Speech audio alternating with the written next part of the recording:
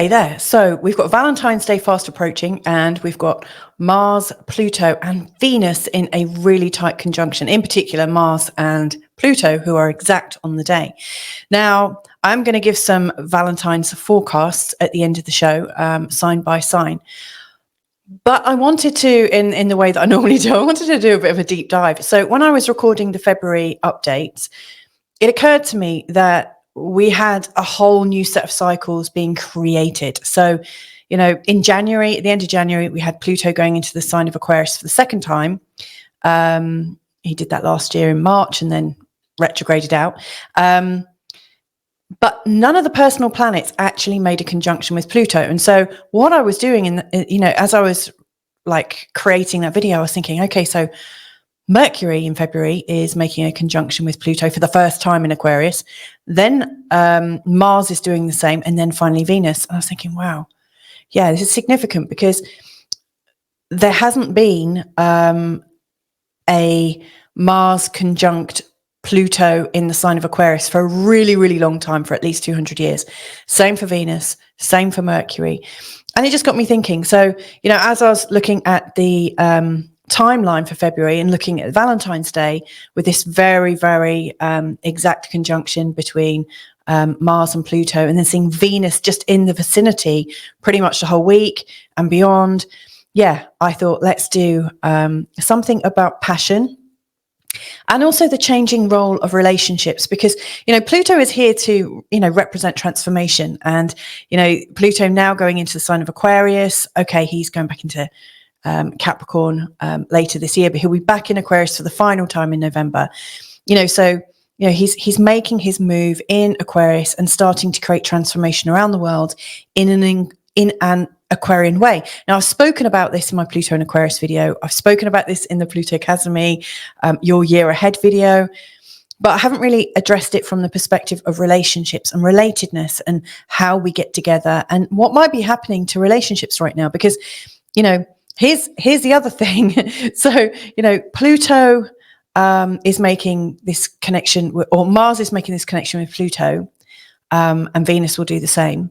And they will each year for the next 20, Venus for the next 20 years will create a conjunction with Pluto in the sign of Aquarius. Mars will do that every couple of years because Mars, works around a little bit slower. But it's a new story. There is something new going on. Now, there's another reason why I wanted to really sort of pay attention to this, because it's not that usual that these three planets come together. So they did actually come together 2 years ago, but before that they hadn't come together in quite the same way, in the same sign, so close. And this time they're all in the same sign. So last time we had a crossover between Aquarius and Capricorn. This time it's all in Aquarius, these three planets. And I was scooting ahead to see how often Venus and Mars come together in the sign of Aquarius. And you'll find out the next one after this is quite a long way away. It's like 2054 or 2056 or something. So again, that's not a very, frequent thing. So yeah, this is quite unusual. This is the start of a new story. All three of these are known as sexual planets. I really enjoyed reading a book or a few books by the Magi astrologers. And, they talk about the sexual planets. And to my, if my memory serves me correctly, they are Venus, Mars and Pluto. Neptune's included in that, and Chiron as well. I might have got that wrong, so please forgive me if I've got it wrong and correct me in the comments. But, Venus is very much about flow, Mars very much about the male aspect, the sort of thrusting, and Pluto about the intensity. And so, how are these three, going to create an ambiance on Valentine's Day? But from a much bigger picture, I'm looking at the cycles of Mars and Pluto, Venus and Pluto, and then Mars and Venus together. So, and then right at the end, doing your actual sign-by-sign forecast. So hopefully this will be useful to you, especially if you're single, or, if you want to deepen your relationship, or if you're thinking about having a family, or any of that. I really want to see this as an exploration into the current trends and patterns that are going on. it feels like Pluto's really getting his feet under. He's sitting down and making himself very comfortable right now. So let's have a good think about what's going on. So as usual, I've got some slides to support this. But before I go any further, I just want to say thank you to all of those lovely people who are sponsoring this channel now. So I'm absolutely thrilled that you're doing that. Thank you so very much. It means so much to me, and it makes my life a little bit easier, and it encourages me actually a little bit to record a bit more. So thank you so much. I really appreciate you. Right, let's bring these slides on now. So now I just wanted to bring this one up first because this was a slide from my 2024 in a nutshell. And, I spoke about all the big stuff that's happening, and there will be videos about these for sure. In fact, I've already done Pluto and Aquarius. I've also done one North Node and Chiron conjunction coming up, folks, if you haven't seen it. And these are all things I will be reporting about at a certain point. But you'll see I did actually put in Mars-Pluto conjunction. I think that's pretty energetic. And I also put in about Mars-Pluto opposition. One of the reasons why I was kind of fascinated by these and thought that they almost demanded inclusion is because there's a lot of warmongering going on right now. There's also elections, there's threats of civil wars and all sorts of different things. Also, in the not so recent past, we were talking about pandemics and pandemic responses. And Pluto obviously has a lot to do with brute force, about seizing control. Pluto unchecked is a megalomaniac. And please, Pluto, if you're listening, don't do anything. But, Pluto has control over everything. He's a god of the underworld, and everything returns to him. So, he's kind of got the full deck in his hand, So Mars and Pluto. Well, they are the rulers of Scorpio. So that seemed quite important for anyone with very strong Scorpio rising, or people with tons of stuff in Scorpio. The themes of Scorpio are really coming out in force. And, like this Mars-Pluto conjunction, which I think, is important to talk about, is the first one in the sign of Aquarius for a really long time. And then this Mars-Pluto opposition, it's one of three, in fact. There's another two, but it's actually in it starts in 29 Capricorn and Cancer, and then the following opposition is in Aquarius and Leo, and again. So these are big events like Mars-Pluto. If you look at times when there have been oppositions between Mars and Pluto, it often correlates with massacres and things like that. I'm not saying it's definitely going to happen, but the energy is fractious, that there is this separation, and there is this very strong will versus almost an unbeatable force. So it's like absolute friction. So it seemed very important. So anyway, let's have a look. So we've got the three stars of the show. So it's Pluto, Mars, and Venus. So, for those who are unfamiliar, Pluto is about transformation, evolution, very much about destruction, because everything dissolves back or it gets crushed back, and it composts down, it becomes the earth again. It's very pathological. So for instance, some of the biggest programs that we've got running in our mind are probably to do with fear, and for our survival, and Pluto absolutely includes all that. And if you think of pathological behaviors that we have, they are usually driven out of fears and fear for our security. So Pluto is definitely all about control, but there's also this element of magnetism. If you think about Pluto as a sexual planet, Pluto is one of these magnetic, charming, intense people with really deep eyes that you just kind of fall into and you feel almost mesmerized by. So Pluto has these ways of really being powerful. There's a lot of power there. Then we got Mars, which is all about the male energy. It's warlike, as I've already said. It's defensive. If you think of Mars, he's the god of war.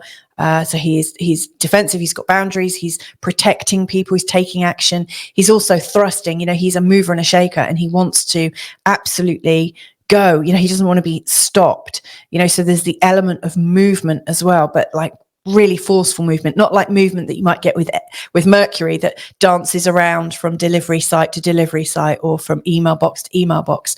Mars is like a steam train, that nobody's riding, and it's just like a plow into something. Mars energy is super strong. And then we've got Venus energy, which is like very female energy. Obviously these have been assigned, they've got their genders, Venus and Mars, but it's a very female energy. It's about flowing. It's very harmonious. It's about connecting, joining. I always think of it as being quite lucky and helpful to do with things like the law of attraction. It's very receptive. It's waiting to be invited. If you think of Mars and Venus, here you've got opposites attract. In a birth chart, if you think Mars rules Aries, which is the first sign, and Venus, one of the signs that she rules, is Libra, which is in complete opposition. It's about the 7th house energy. So you've got like this me first versus we. I believe in we, and you've got like these sort of opposites attracting. It's a very interesting energy. So these are the stars of the show. They're coming together. This is actually the chart for Valentine's Day, for the actual moment that Mars and Pluto come together, because essentially we've got a conjunction between Mars and Pluto. So that's opening this energy. That's the energy that initiates what's going on right now. So we've got Mars conjunct Pluto on the 14th of February, and you can see that they are here at 0 degrees 46 in the sign of Aquarius. And then 3 days later, you've got Venus in a conjunction with Pluto on the 17th of February. So, Venus then comes to the 0 point mark of Aquarius. And then later on, you've got Mars conjunct Venus on the 22nd of February. Essentially, all three of them are in a conjunction the whole time. They're all connected already. But I'm looking at the moment when they are almost like lovers and they're kissing for the first time. And then that magic is created. If we think of this as a gateway or a movement of energy, it starts with the Mars conjunct Pluto energy, goes to Venus conjunct Pluto, which is interesting. And then Mars conjunct Venus is the lingering energy. I want to talk around that. Now, one of the things about Mars conjunct Pluto, so it's happening on the 14th of February. It's not a rare thing. It's not a frequent thing. It happens approximately every 2 years. And this is the first one in Aquarius. So this is, this isn't one of these cycles that just happens every year, like Venus conjunct Pluto, which is on the 17th of February. This is also the first one in Aquarius, as I said. Now, Mars conjunct Venus on the 22nd of February. Again, these happen approximately every 2 years, but not necessarily in the sign of Aquarius. So the last time they came together in 2022, they actually did come together in the sign of Aquarius. They're coming into together in the sign of Aquarius this year, and then the next one is in 2054. So it's a really, really long way away. So when you think about what each of these cycles is starting, you also want to consider the fact that it's starting in a whole new energy dynamic, like the sign of Aquarius. What is Aquarius known for? And actually, when you think about Aquarius, it's not really known as one of the great lovers. The sign of Aquarius isn't really known for, whining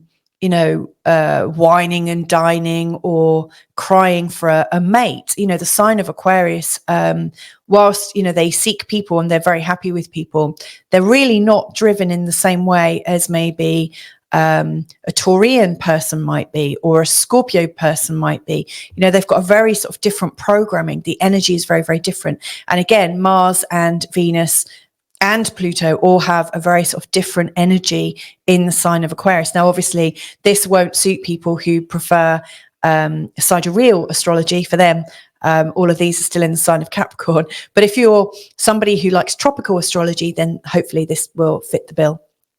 So let's have a bit of a deeper look.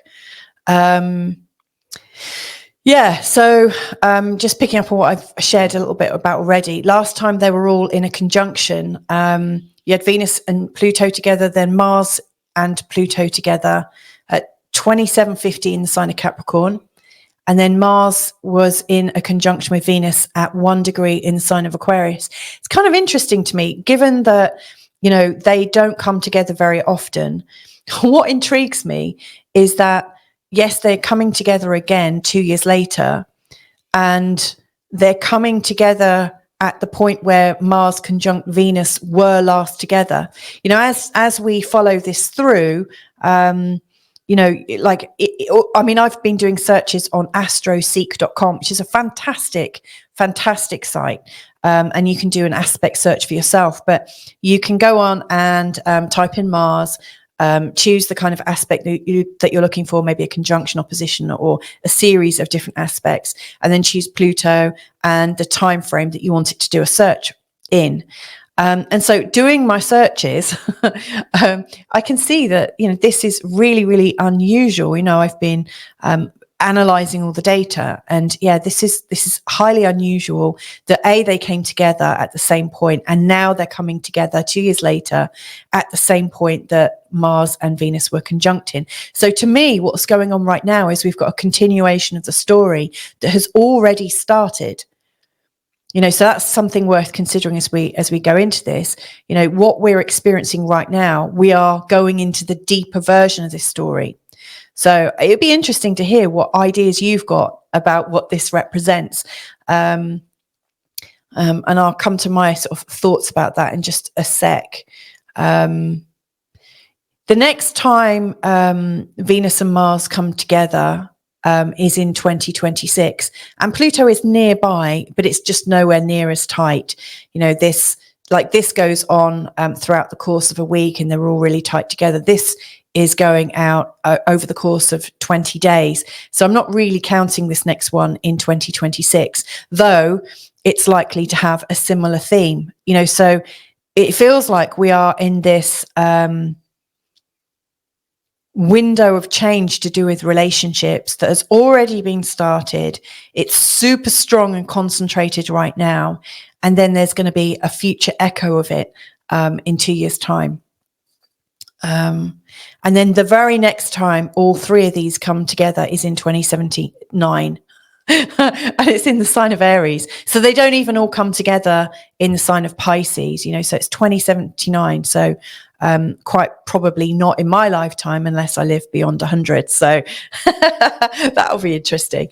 So let's look a bit deeper. So yeah, we've got this energy of I think when you add them all together, if I just go back a second, so yeah, Pluto's transformation, evolution, destruction, pathological control, and magnetism. Mars, I've put in, it's warlike, it's about boundaries, it's protecting, it's taking action, it's thrusting. Venus, it's female energy, it's flowing, it's joining, it's receptive, it's about connection and harmony. And so here, I was really thinking it's about transforming relationships, redefining love, evolving bonds, reshaping intimacy. Now, they're all really kind of cool ways of saying that things are likely to change in the way that we're relating, and the narrative that's going to be echoing through every flipping news agency, every pop star, and you know, like all these famous people that really are just mouthpieces of what appears to be, I don't know, do you get that feeling? That everyone just seems to be in some kind of agreement right now in a kind of eerie way. Maybe it's just me, but, you know, I get the feeling that pop stars, rock stars, actors, politicians, business owners, like mega business owners, are all kind of singing from a very similar song sheet and trying to usher in, social services, social security kind of places, anything to do with children and education. It feels like there's this very strong narrative coming in about the form of relationships, also about creation, because boy meets girl, 1 + 1 = 2, possibly more. You know, it feels to me like there is a difference in the way we're coming together, and also the possibility for families. You know, in Aquarius, we've got this self-reliant energy. It's independent, it's unattached, it's progressive, it's inventive, utopian, philanthropic, which is all very nice. And if you think about it, you know, we have these very, very strong messages going on all the time about climate change and overpopulation. And you know, I've seen people from different generations, younger generations in particular.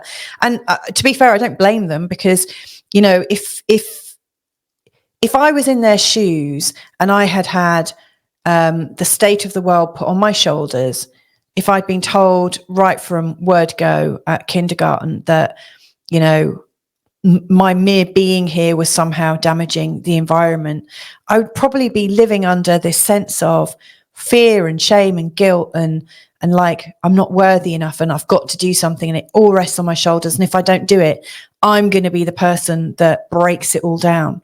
They're very, very strong messages to give out to the children. Whether it's right or wrong, there are possibly other ways of, you know, thinking around these problems. And, you know, I'm not here to say what I think is happening in terms of climate agendas and narratives and things like that. But there's a very strong, you know, energy to do with overpopulation. So, you know, in the last couple of years, talking about like other patterns that have been sown very recently, you know, what I've noticed really with, you know, first of all, Saturn, you know, has, you know, in the not too distant past, after COVID, after the initial shock when it was kind of launched in March 2020,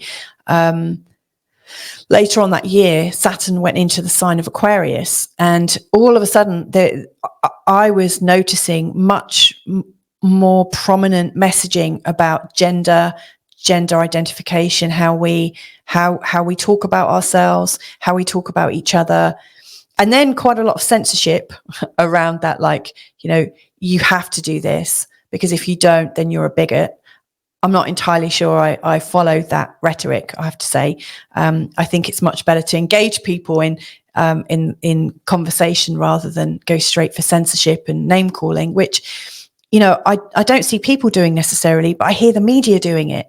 I notice it a lot. So there's a lot around gender going on that I've noticed. And there's a lot going on around schools and, you know, when we educate children about sex.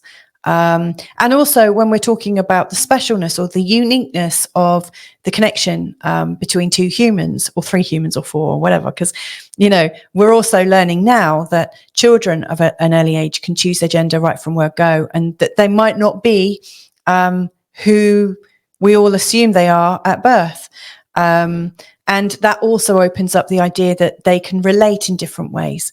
Now, during this time as well, there's been a lot of narrative about love of all ages, you know, that children can get involved in sexual energy, that they're born sexual beings. I've noticed that as a narrative. Not sure as a mum if I agree with that. I've not noticed it myself. I just think they're beings that want to express themselves. You know, I've noticed that there are narratives that are creating, like sowing seeds that it's acceptable for children to enter into relationships with people of a much older age, in a way that years ago would have been absolutely shunned and criminalized. So I'm seeing these very big like changes. And then I also noticed in a blog recently, this is more of my opinion rather than astrology, by the way, that birth rates are declining really suddenly. So from the summer of 2021, the birth rates are suddenly like crashing quite massively around the world. It's not just in one culture necessarily, it's around the world. And when I was looking at the figures, it was up to 20%, which is pretty big drop. And nobody's talking about it, which is kind of interesting as well, because obviously that would make a big difference. You would think actually that the people that are saying we're overpopulated would actually be really quite happy about that, and that they might be making some news about it, but it seems to be quite quiet, which is puzzling. And then there's obviously a lot of people who are also talking about, you know, the right to life and babies in bellies, and whether abortion is right or wrong, or if so, when is it okay? There are some people advocating that it's okay to terminate a baby right at the due date. So there's all these massive debates going on around the world, which have a lot to do with men and women.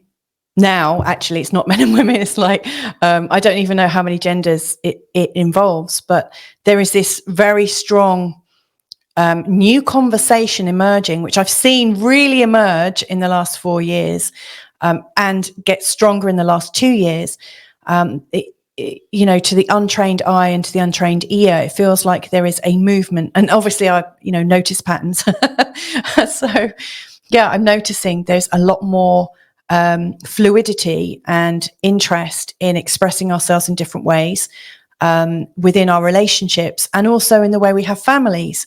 Because if men and women are interacting in different ways, and women and women, and men, and actually people are choosing not to go into relationships, maybe going into groups, you know, that people are. And again, I don't blame youngsters. Youngsters, I sound like an old biddy now, but I don't blame younger people for wanting to organise themselves in a new form of family, because what chance do many of them have to buy a house or to set up home in the way that we've all, a lot of other people, you know, previous generations have aspired to, or just done because that was just how it was. So to me, this feels like we are at a tipping point of a change in the way we're relating, a change in the way we're creating with the idea of birthing. And that will have a knock-on effect. So right now, yes, it might look like a big win for ideas on overpopulation and climate. I think if we go much further down the line, we might say, oh, crikey, okay, so who is going to be looking after people who are sick, who are old? And, you know, we're going to we may end up with other scenarios, you know, the other way. So, you know, that's the great thing about astrology. When we're looking at these trends, you know, we'll notice that these trends do equal and opposite movements 60 years later or something. And then another idea comes back. So everything is always evolving. We have to experience change and understand change. So, yeah, a much... a kind of interesting discussion. Really keen to find out your own perspectives. I noticed that the people who view this channel are between, you know, mainly between the late 20s to 45. So, you know, we've got some Gen Xers, we've got millennials, and we've got some Gen Zs coming in. So I'd be really keen to find out how things seem to you, because that's the other thing that I've noticed as well, is that the generations seem to be quite, there's not as much communication between generations. And I think if we're all going to survive and create a new way of relating, wouldn't it be better if we could all get involved and start understanding each other rather than being triggered by each other? Now, the reason why I say triggered, because this is a massive energy. So let's first of all have a look at Mars conjunct Pluto, because this is the first one that is leading this energy in. So Mars conjunct Pluto. So, you know, I've said Pluto is about transformation, evolution, destruction. It's pathological, it's controlled, it's quite magnetic. And we've got Mars. And so, like, from a sexual perspective, you know, Mars and Pluto, you see, like, if I saw somebody's chart, like if I was looking for a partner and I saw somebody's chart with Mars and Pluto together, I would instantly think, wow, sex could be really great there. And then I might think, oh, yeah, they're probably quite dominant. They might also want things their own way. I'm really super flexible. I could actually, yeah, my personality might not stand up against the strength of their conviction. You know, it's a very, very strong energy. And people with Mars and Pluto together can get a whole lot of things done. Like they are absolutely super dynamic. and yet they fight. They've got a fighting spirit. You know, they're always ready to come back. I mean, they are the two rulers of the sign of Scorpio. And if you think of the scorpion, you know, with its sting in its tail, it already comes in like a flipping tank. You know, it's got like hard shell, so nothing can get it. And it's got these weapons on board. So there is definitely this fighting spirit with this Mars conjunct Pluto. It's intensely courageous. It has really fierce appetites. That definitely goes with sex and sexuality and stuff. Yeah, I've said deeply sexual. It obviously needed to be mentioned 2 or 3 times there.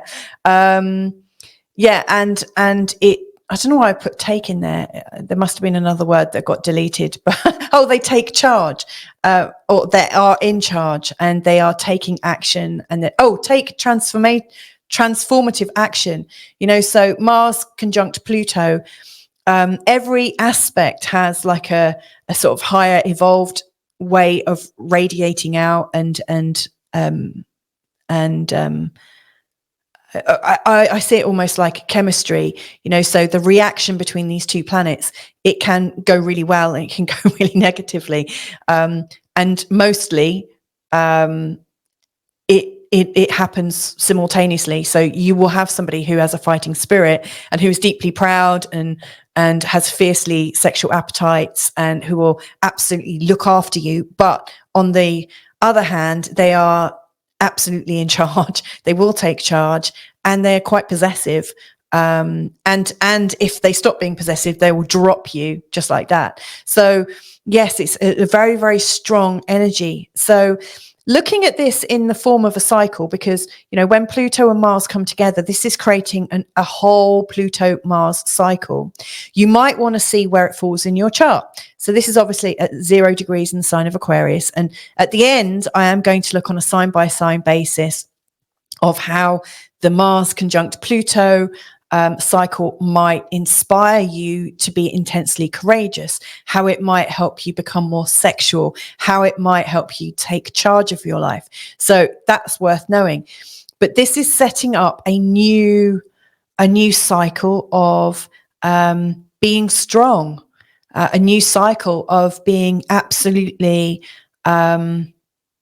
resolute in who we are. You know, where we're not going to take somebody else's dictates or whatnot. Now, I've looked at this cycle from the idea of, you know, obviously Mars comes into the conjunction with Pluto, and for the next 20 years, Pluto just slowly motors through the sign of Aquarius. Now, I say slowly. I'm going to liken it to you're driving around in the summer in a tourist resort, and you're driving behind a really slow caravan or a whole queue of caravans. You can't get past it. Pluto is that slow caravan on your summer highway. But like Mars wants to zip off and overtake. And so in the course of this next 2-year period, Mars is motoring on. We'll get to this point at 1 degree 45 in the sign of Taurus, and he will make a square to Pluto. And that's going to give us a really intense challenge. So, you know, for instance, if we were going to use this fighting spirit, this intense courage to create change in our life, maybe to stand for something that we really, really believe in, then around the time of the 11th of June, we're going to get tested on that. So we need to be absolutely up straight. You know, we may be getting our first challenge coming in. It might be that there's too much responsibility, like we've bitten off more than we can chew. It's most likely, I would say, a power struggle, because obviously, you know, Pluto is the big controller and Mars is like our sense of, you know, real egoic drive, you know, so we're driving our car and yet we feel like somebody is holding us back and trying to control us. So, you know, whatever you're starting now in February, be aware that if you're using something similar to a fighting spirit, intense courage, if you're taking transformative action, I mean, it would be really, really great if you're transforming your body. You could really use this energy to create a massive healing transformation for yourself. But the first crisis is happening around the 11th of June. So it's worth noticing as that's coming up, put it in your diary if you want to. Put it in your diary so you know how you know what to look out for, so you can get a bit prepared. I think it's a really strong time at the moment for realizing what matters and what doesn't. I'm noticing in life through the medium of what I do on my channel, and my husband also has a channel and he runs a community. And we've noticed a lot of backbiting going on, like people trolling and getting really angry. And we live in a tourist town with lots of people coming in from different parts of the world with their views on what's going on in the world. And we're hearing so much rhetoric and name calling and things like that. So people are quite angry. So one of the things that I would absolutely recommend is worth developing is some form of resilience, so that you don't let the bullying attitudes and behaviors of people run you down, so that you can actually hold your own. It's not about getting in a fight, but it's almost like saying, this is not mine. I'm walking beyond this, like that's for you to deal with. I'm going this way. Or for somebody who is persistent, you might want to create some strategies on how you switch off or how you just re-engage your focus somewhere else. It's important not to get caught up in these dramas as much as possible. Now, I didn't put in the trines because there's 3 oppositions, and I think these are worth talking about more, actually, because trines are where the energy goes really simply and easily. And so there is a trine, there will be Mars coming into a trine with Pluto, and that will be a time when we can steam on ahead and get moving. My absolute recommendation here is that you go to astro-seek.com. That sounds like hide and seek, -seek.com, and then go to aspect search. I think it's the second menu in, drop down to aspect search, type in Mars, any for the, oh crikey, what is it? For the aspect, and then Pluto, and then do your search, and it will tell you exactly when they're going to go into their trine. Or you could use an ephemeris, which is the other way of doing it. It takes a bit longer, but it's well worth using them. So we've got this massive time of opposition. So, if you're setting something up right now and it's got a 2-year lifespan, know that during this time is when you might even feel like this is too much. The weight of this is too much, almost like a prize fighter slugging it out. There's that point where it looks like he's falling back and he comes back and he falls back again. It's a bit like that. So these oppositions start on the 3rd of November. And so Mars is over here then, and you'll see that it's at 29 degrees Cancer and Capricorn. So at this point, Pluto has gone retrograde into Capricorn again. And so this is actually pulling up an old theme. We have had quite a few oppositions between Mars and Pluto in the signs of Cancer and Capricorn.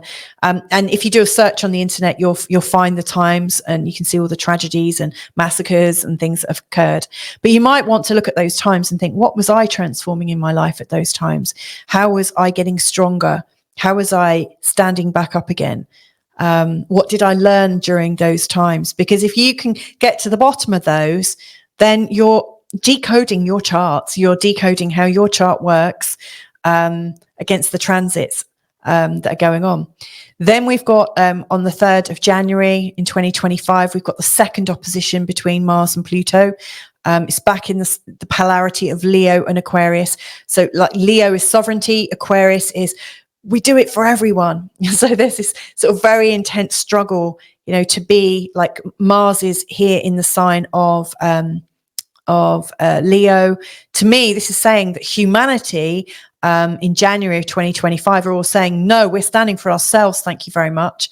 And Pluto in the sign of Aquarius is saying, dude, we've got to all pull together here. We need to enforce a massive worldwide system and you better get in line. So it's like a really big challenge.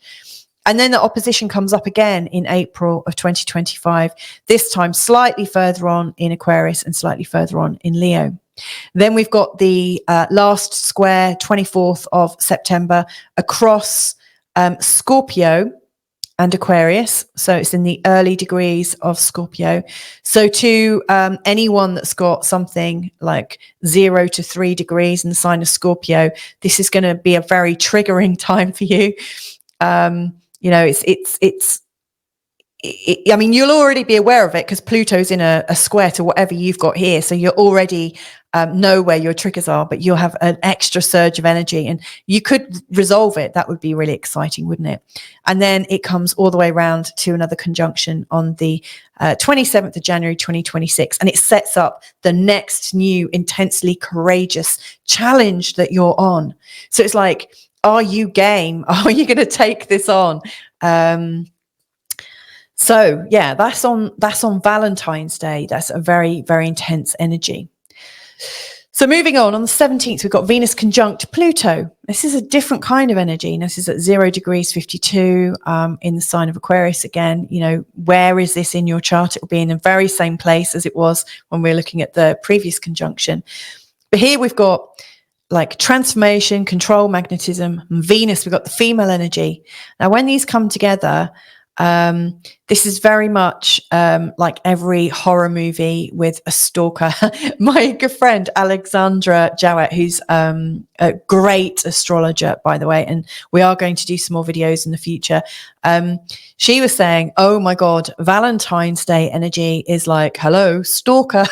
Because, you know, you got Venus and Pluto and Mars, all three sexual planets. But yes, with Venus and Pluto, you get this deep attraction, this deep, like the pull of love, as opposed to the pull of sex and getting it on that you've got with Pluto and Mars. But you've got this deep attraction, a fixed attraction. It's very much death to do us part, very Stalkerville. But it could also be about transforming love. And it could be something really pure and strong that you're absolutely loyal to, because Venus wants loyalty, really, and Pluto does too.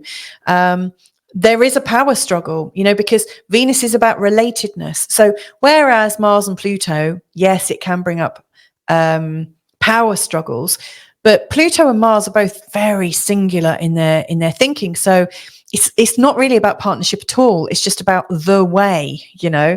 So nobody's trying to make friends with that energy, if you know what I mean. Whereas with Venus, the desire to get into a pairing or to work together, to relate together, is so strong. And where you've got Pluto, like where people have Pluto and Venus together in their charts, in particular in a conjunction, they have very, very fixed attention, very fixed attractions, and they're very, very sexy.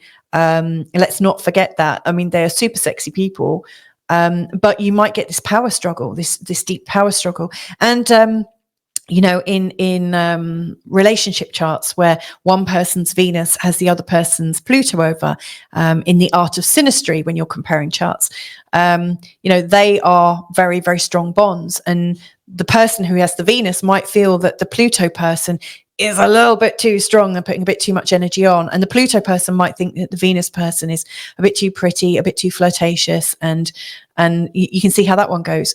But I stand for these two energies coming together. They're not intrinsically wrong. When I met my husband, Pluto was transiting my natal Venus. And that was when my life really turned around. So it is very, from my perspective, very death do us part. And for people watching us, they might have thought we were both like two lunatics coming together, and like we were strongly together from the moment we met. Again, very fixed attraction, very deep attraction. That's the kind of Venus-Pluto connection. So it can be positive and it can be negative, if you want to use those ifs or judgments. But it's just the energy of a kind of fixation with relatedness, which could be very good around Valentine's Day if you want to have somebody's attention. So anyway, we've got this new cycle starting, which is all about our attractions, the transformative power of love in our life.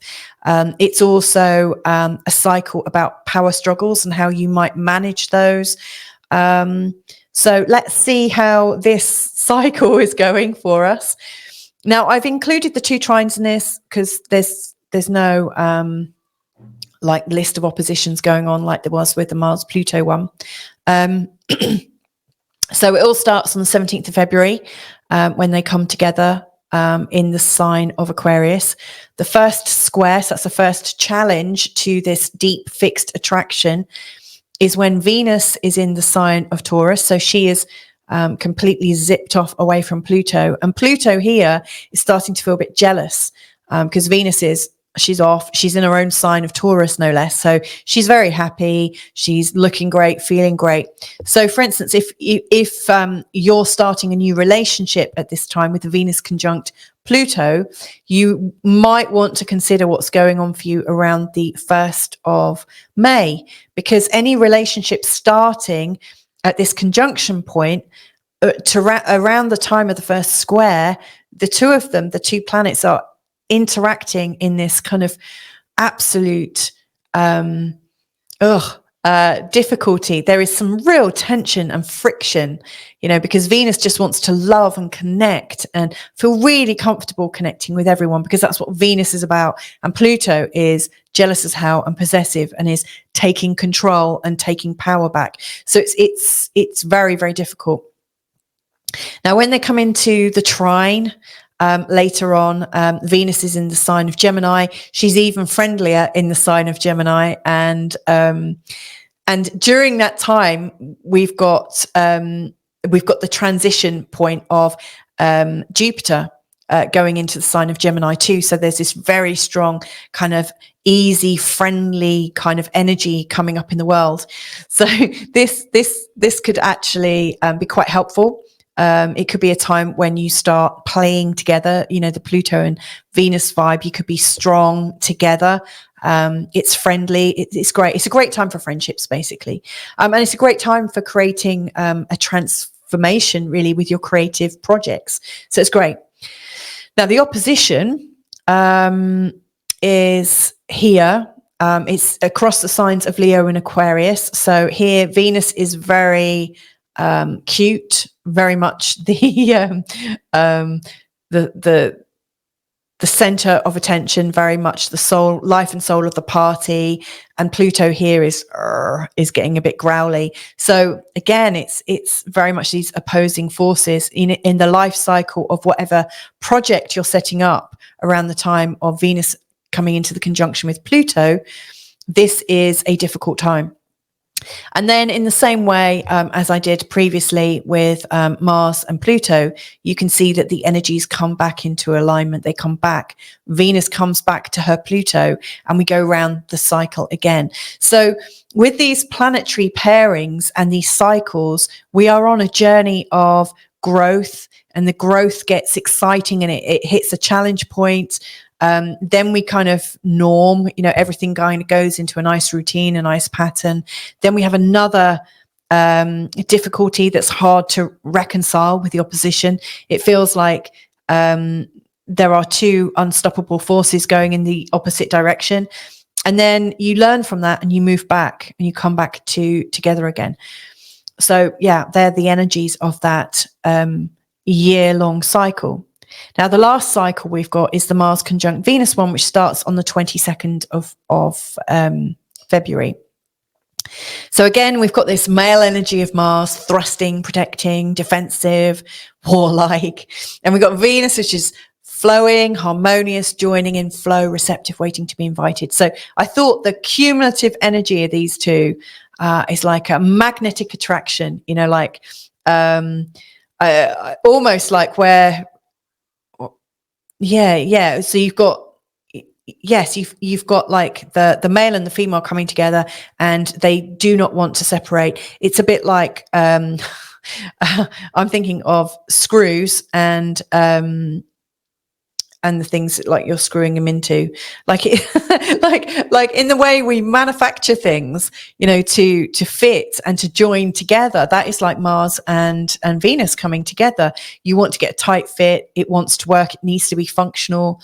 But these two want to come together. We want to stay together, ideally. It's about making love. Opposites attract. It's that feeling of made for each other, where you see the side of yourself that you can't quite accept in yourself. So it's shadow work, actually, as well. It's our cosmic mirror I've put there, and creation, because, like with a man and a woman coming together, you have a baby, or you can have a baby if you choose to, obviously going back to that other conversation the first part of this video, I think there are going to be many other ways of creating. And I forgot to mention AI earlier, and the idea of technological love and technologically created babies, but that's all, I'm pretty sure that's coming up. And the merge of people and machines, I'm sure that's another theme that's coming up, that's being born out of this energy. But anyway, let's look at Mars and Venus together. So they come together on the 22nd. And so you're on your journey of making love. You're on your journey of feeling like you've got that cosmic fit and that energy of creation. I know quite a few people who have Mars in a conjunction with Venus, and I've got a client actually who's got Mars in a conjunction with Venus in the sign of Aquarius. And they don't really carry this pattern in quite the same way, but the other people that I've observed with Mars conjunct Venus in their chart, they are like a magnet to the opposite sex or the sex that they're trying to attract. You know, they always find themselves in a relationship. It seems very easy for them.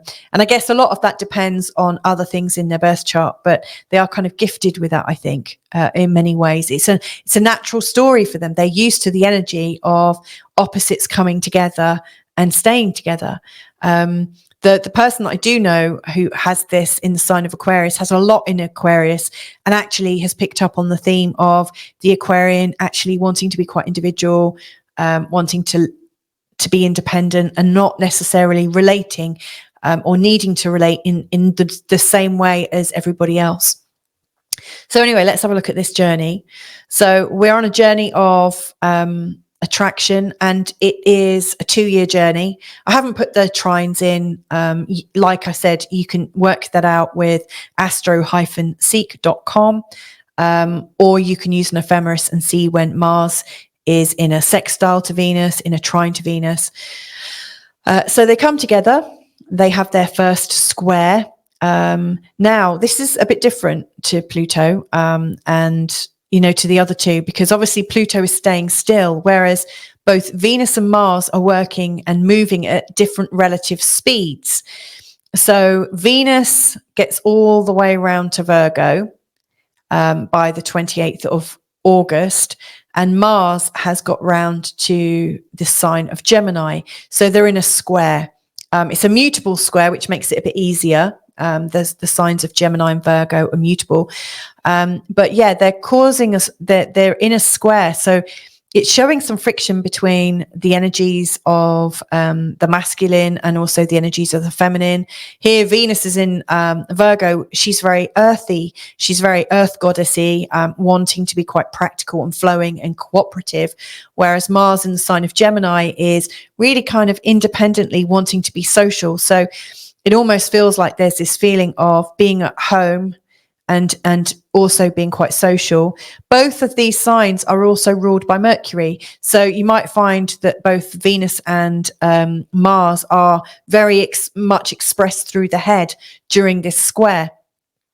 Their opposition goes across Aquarius and Leo. So Venus is back to the sign of Aquarius, and Mars is in the sign of Leo when they're in opposition. So yeah, Venus is kind of, I want to be carefree. I want to be light. I want to be connected to as much of the world as I can. Very much about, being part of a solution and feeling great. And then there's also this desire to thrive and to be able to thrive on their own and not have to submit to a new way of being. So that's an interesting theme that mirrors one of the previous themes. The following square, interestingly, is against Gemini and Virgo, only this time Mars is in Virgo and Venus has got round to Gemini. So they're both ruled by Mercury again. So it's an interesting combination. And then they come back together again in the sign of Capricorn. So again, it's how does this cycle work in your life? What are you creating right now? What opposites are you bringing together for you to birth something new? And it's a 2-year cycle. So you might want to set yourself this feeling like, okay, so this is what I want to birth right now. And, the next time it comes around, it's coming around in the sign of Capricorn. So you might be working towards, something that's helpful, something that's system based, that is, technological, because it's all sort of Aquarian. You could be creating something that might help everybody. And that in 2 years' time, you might be able to monetize it, going with the Capricorn. I don't know. I mean, use these energies yourself and see how they fit in your chart. So, yeah, there you go. That's how I wanted to explore the 3 of these. They are starting 3 new individual cycles. But like I said, they are also coming together and almost creating a momentum. So, what I said at the start about how it could be changing our relationships, our attitudes to children and how they're raised. To me, it feels almost like there's a whole deeper level.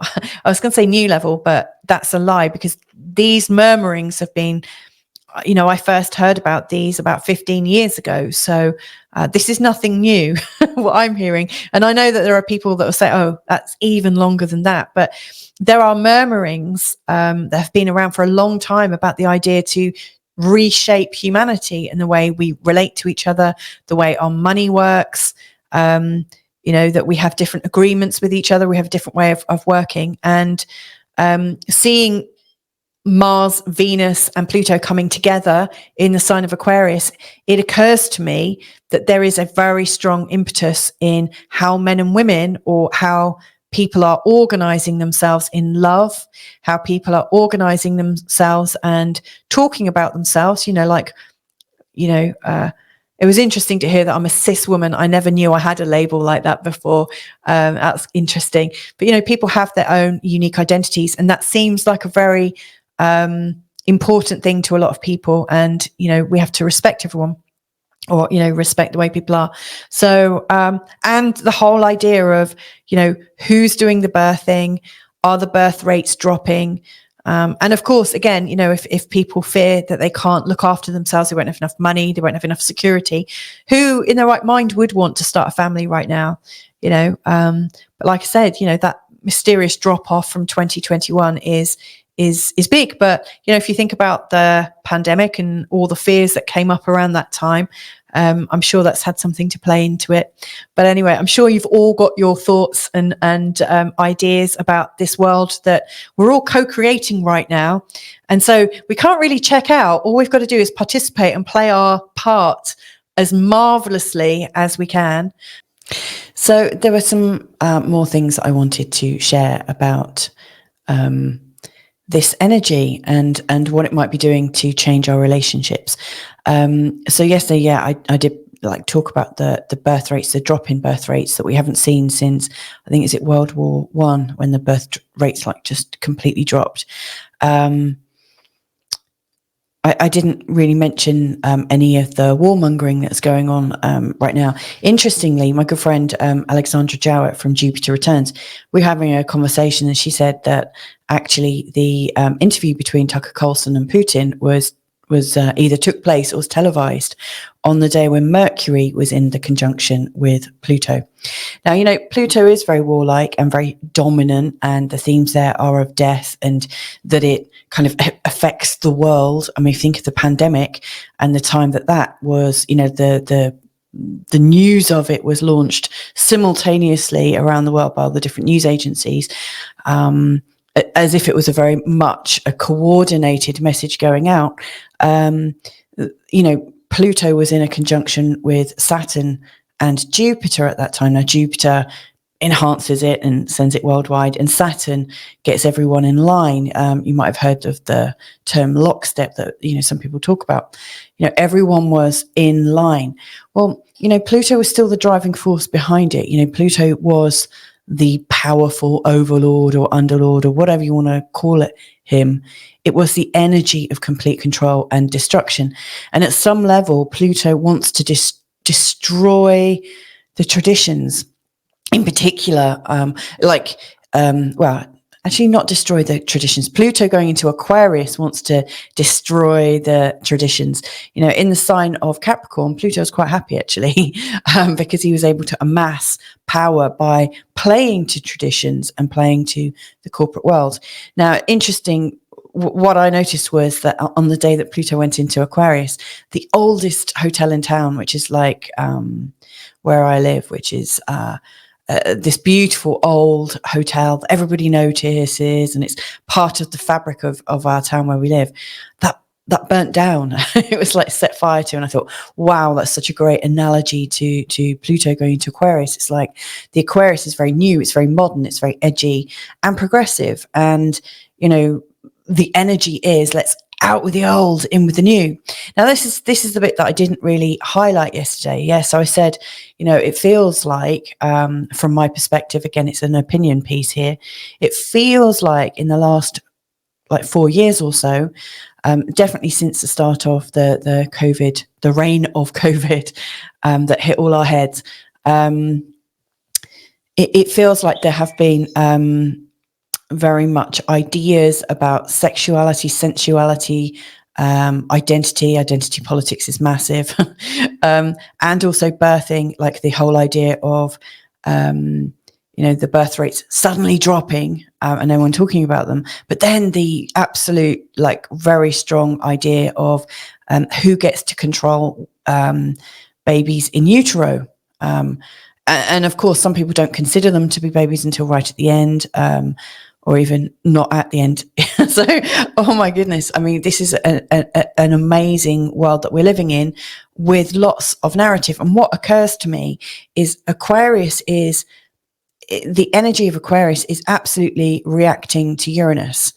You know, Uranus is the old establishment, and Capricorn is the old and Aquarius is the new.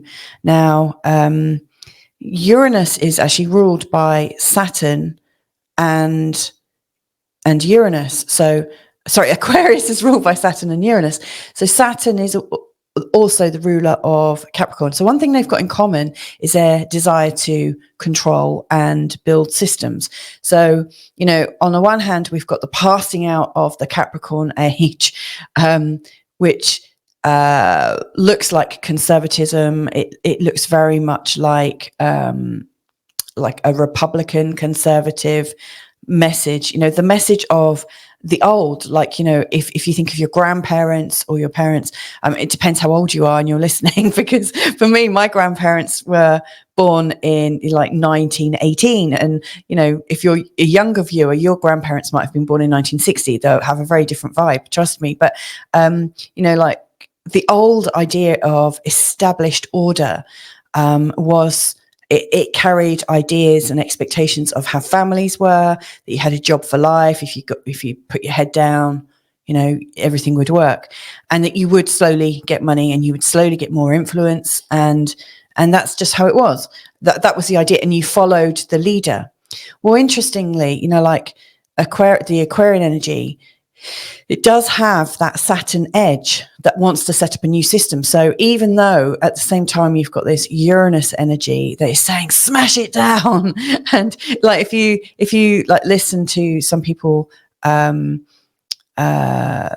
some of the people that I've been, you know, that I've noticed talking about stuff, you know, like they're talking about families and relationships and children having sexual rights, and it's okay for an old man to have a sexual relationship with a young child because, hey, who are we to judge? And children are now classified as sexual beings. So there's this like new energy kind of like ripping at the seams of Capricorn.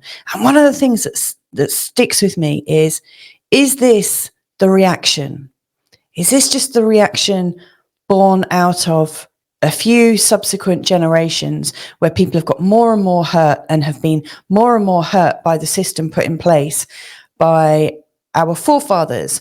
And, you know, people born with Pluto in Cancer and Pluto in Leo, you know, like right now, like my parents are born Pluto in Leo. They are boomers. Most of, like if you look at the baby boomer generation, they're born with Pluto in Leo. And right now we're ripping apart at the seams the Pluto in Leo generation. It's like, let's rip apart their life. There's nothing in this that's any good.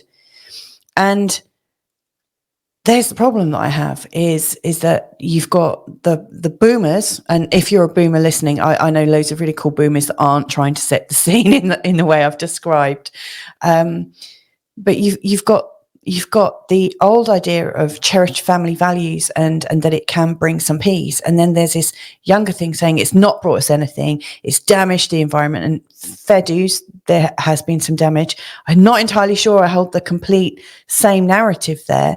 But everything is equal and opposite. It's all absolutely, and I'm in this massive fight. I'm born with Pluto in Libra. So, I'm kind of, like Pluto's an elliptical orbit. So I'm, I would be here if it was even, I'm right in the middle. So, there are lots and lots of people with different perspectives. And what's really not spoken about at the moment is the need for love. Because, like if we're ripping apart one system, and trust me, the Aquarian progressive agenda does want to put a system in, because like Aquarius, it's ruled by Uranus and Saturn. This is the key. So, and this is the thing that sticks in my craw is, there's people saying, no, these systems are bad, but then want to put in an equally draconian system that's like a mirror, equal in intensity, but completely opposite idea. It's like everything is turned upside down, but absolutely, it feels to me like there is this very strong need to have everyone agree. And of course, that will cause even more hurt to the subsequent generations that come about. So, for instance, when we're talking about our descendants that are born here, they will be harking back to this time when there was beautiful family values before it got corrupted. So, we're all in this wheel of life together. And with this really strong Pluto, which is like the energy to destroy, and then the cycle of Venus and Mars, which is asking us, what are we creating? And in particular, a very sort of sexual, sensual message. To me, I think we can create something really powerful that comes from love and that comes from a clear heart and sovereignty. And that doesn't come with being angry at your forefathers, and it doesn't come at being angry at your children. That kind of peace that comes from loving yourself completely and understanding that everybody is dealt a different set of cards. And we need to understand that, we can't go in, like I say, can't, that's an imposing language. But, the energies right now that I'm seeing and hearing and seeing expressed on the media. And by the way, what we see on the news and media is not true. I'm absolutely certain of that. They're talking about, these big political rallies and all this stuff. And it's stuff. It's, we've been making films since the 1940s. Like there is this thing called cinema and distraction and storytelling. All of these things are well scripted and well rehearsed. And yet some people are absolutely holding these as the vision of this is the truth. It's not. There are billions of people around this world living normally and naturally. And by that, I'm not implying that you can't have a different gender or anything like that. But what I mean by normal and naturally, they're living by their script, but they're not imposing it on every other person around them. They are living with an open heart, and they're giving everyone the space to make up their own minds.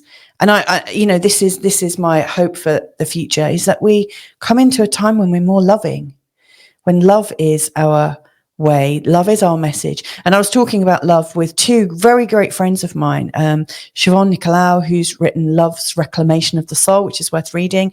And I'm hoping to have another deeper dive into that soon. And then my good friend Dee, a loving kindness coach who, in her 70s is realizing what her role here is to hold love and stand for love and start being love, so that we can all start doing that. Because if that happens, you know, if this new cycle of Mars and Venus creates the creation of love, you know, where we're balancing the opposites, where we're balancing this side and that side of the great big seesaw. And if we're balancing this, and then Pluto gives us this deep level of surrender, which is a destruction.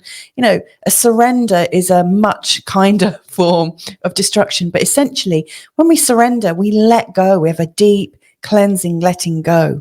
And what I see right now is there's lots of shrill messages going on where people are holding pain here, and it gets absolutely communicated out, rah, rah, rah, from this area and this area right up in the nose, because people are so in their headspace. But I'd love to hear people talking from the heart, really talking from the heart. It has a completely different vibration and sound. So yeah, that's what I wanted to add on to the end. It does feel like things are end times at times. And we could be really fooled into thinking that. We really could.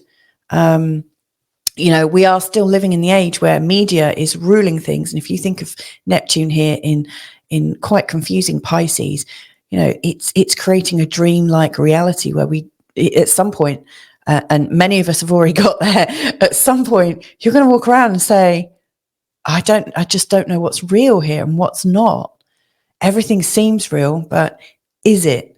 Wow, this is a massive waking up process, I think, that's going on right now. But again, that's just from my limited perception based of me being in this body, living this life.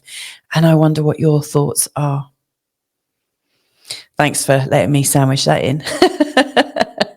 I just knew I had to put it in. It was like, ooh, coming up in me.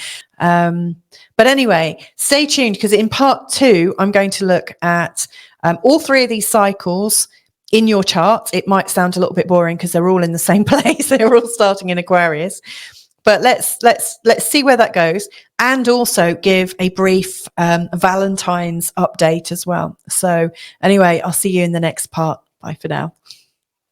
So this is the bit where I look at 12 different forecasts.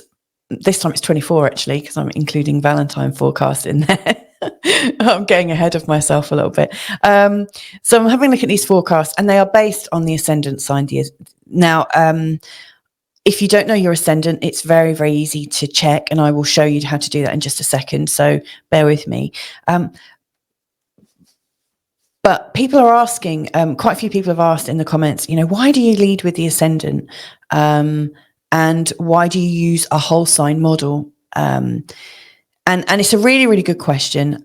I want to make these forecasts as accurate as they can be, to as many people as possible. So I'm trying to do a good level forecast that is going to be applicable to many, many, many people.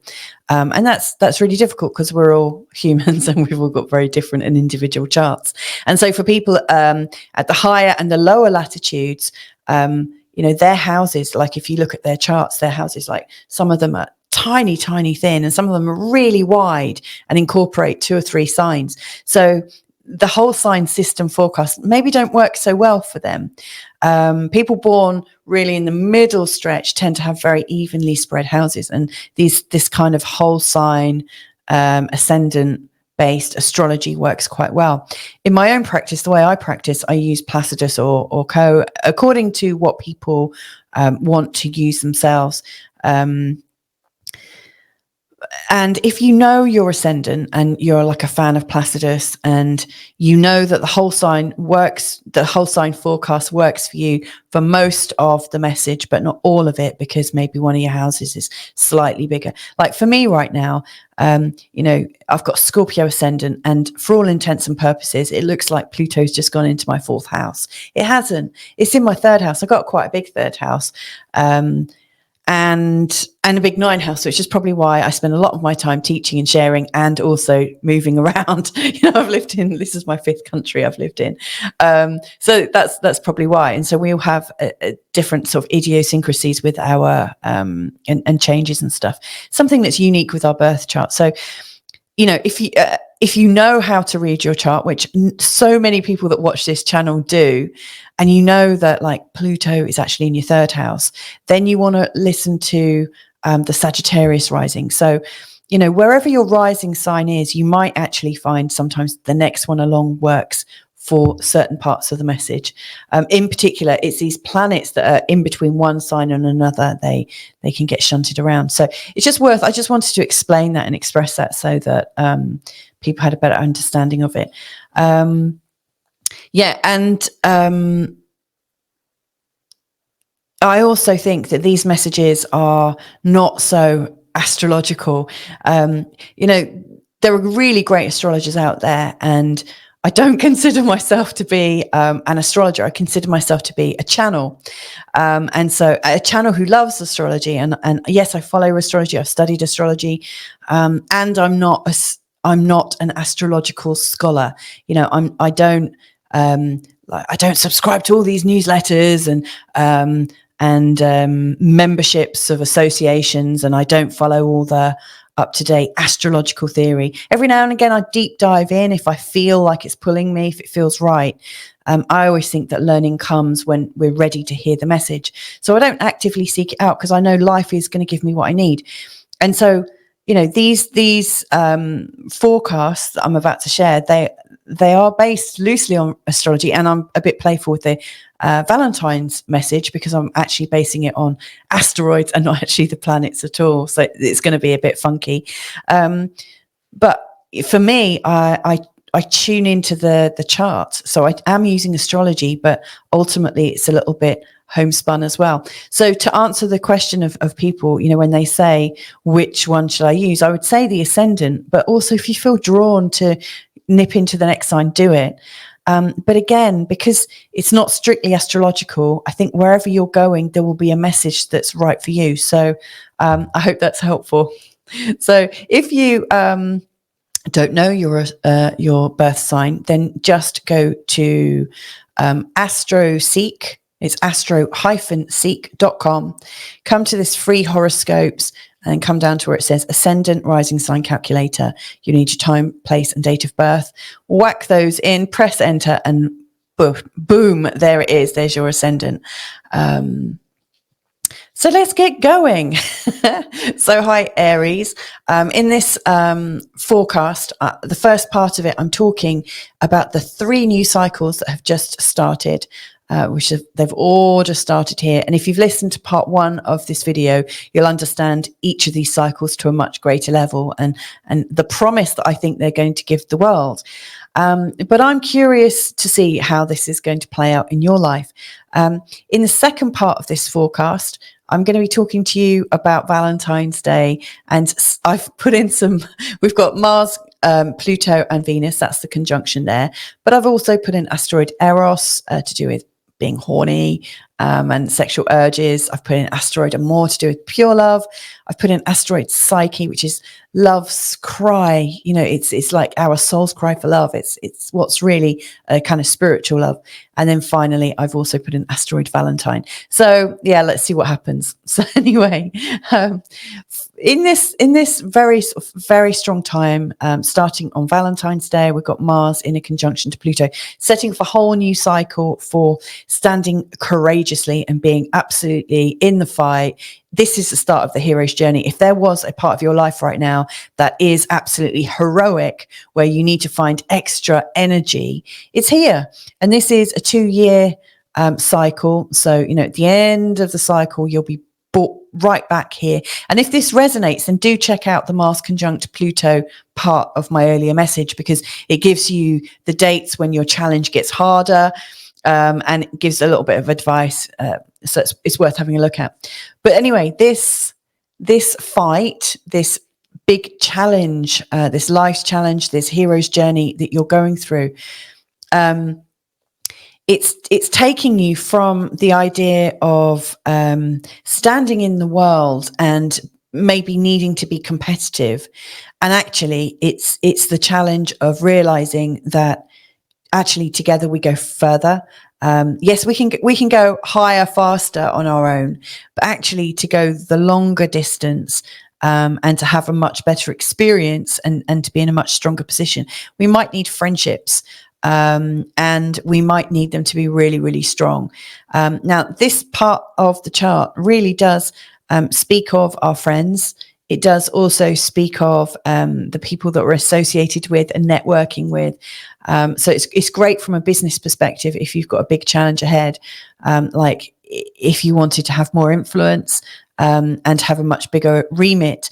Really what's going on, I think, is that you're needing to feel much more broadly, you know, in the next couple of years ahead. And that could be a challenge to take you out of that mindset that actually, it's very much like the mindset I was talking about, you know, earlier in the show, with the handover from Capricorn into Aquarius.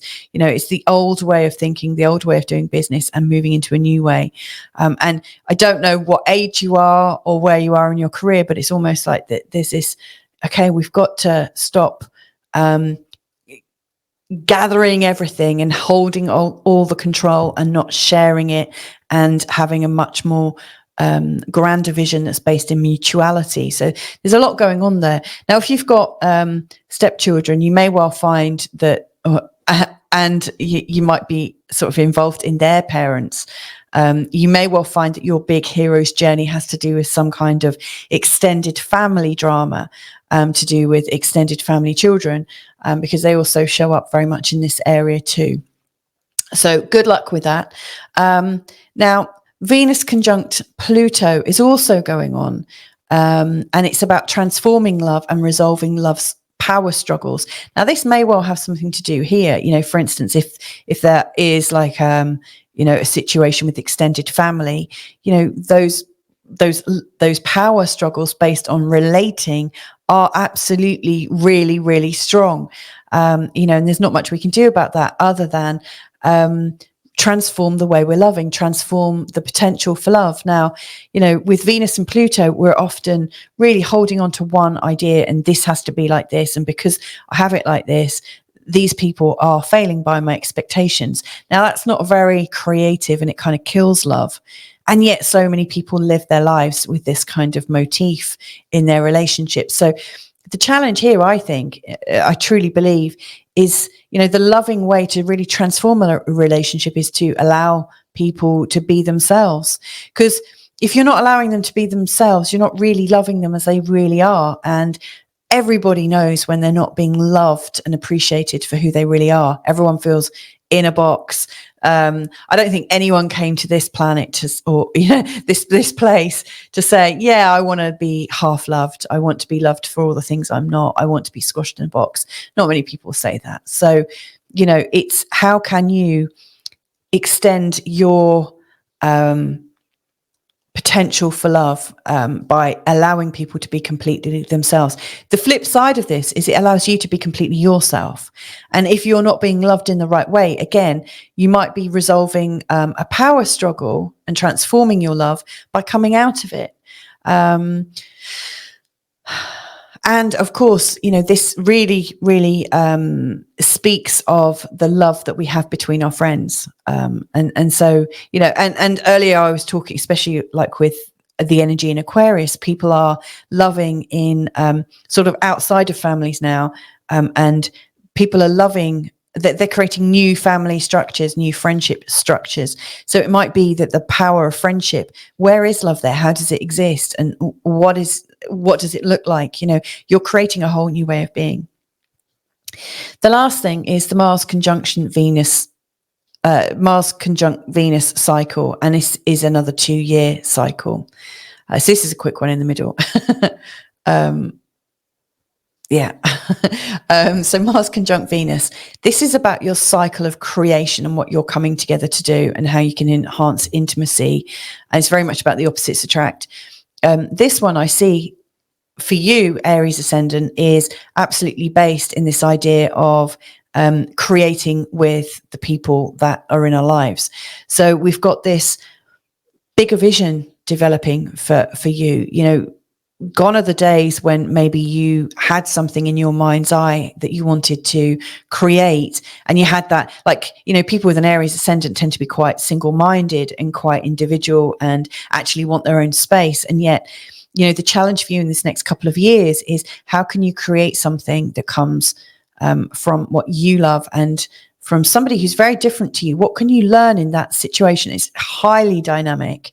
And if you can pull this off, and remain an equal partner within this, which I think this enhances trust, intimacy, and it's creating a really powerful new realization for you that has probably previously just gone unnoticed. And that is that we learn so much more when we are with other people, especially, when we're with people with a different worldview, mind view, political view.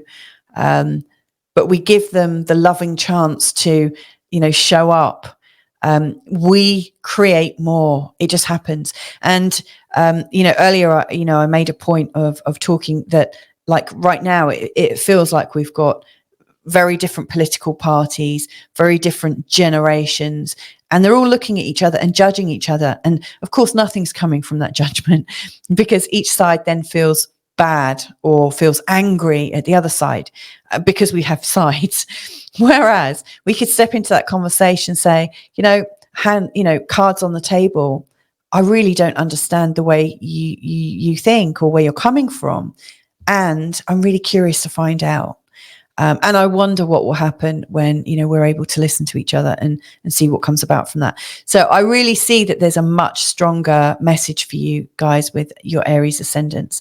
And these oppositions are the big points where your ideas actually get bigger and much more clearly defined through the chaos of the oppositions. Now I'm going to move on to the Valentine's message. So Aries ascendant. Now, what I've done here is we've just got Mars conjunct Pluto conjunct Venus right up here, and then we've got the asteroids. Now, in terms of, this is just for Valentine's Day. This is the position of the asteroids on that day. Now, asteroid Amor is absolutely on your mind right now, like the desire for pure love, the desire to really, really feel it. And that's matched with sexual urges as well. Now, Chiron is also in this environment. And so some of this need for love and some of this need for connection, in particular, this like urge to merge, it's almost like in getting sexual, getting into bed or out of bed, however it works for you. It's almost like in the making love, you feel like all of your hurts disappear. And that's how it appears for you right now. And that's great on this day.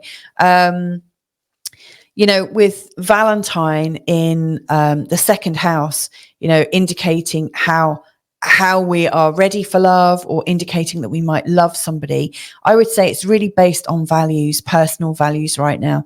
And the more you can feel like you carry value and that you're walking with that value, like if you believe that you are love personified, or if you believe that you're a great catch, or if you believe that, I think that's the way to enhance how people perceive you on this particular day and around this time.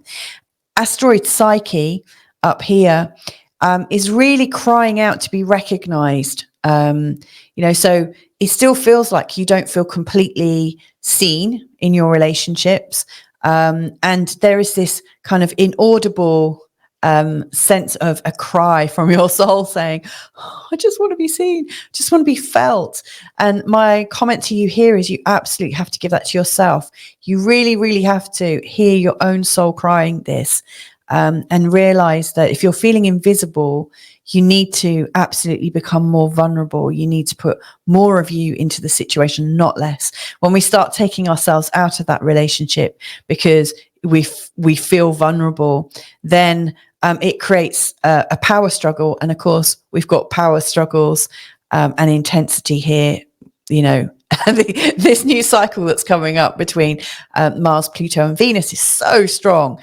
There are plenty of power struggles in there. So what I would say to transform your love potential right now, Aries ascendant, you need to put more of yourself in.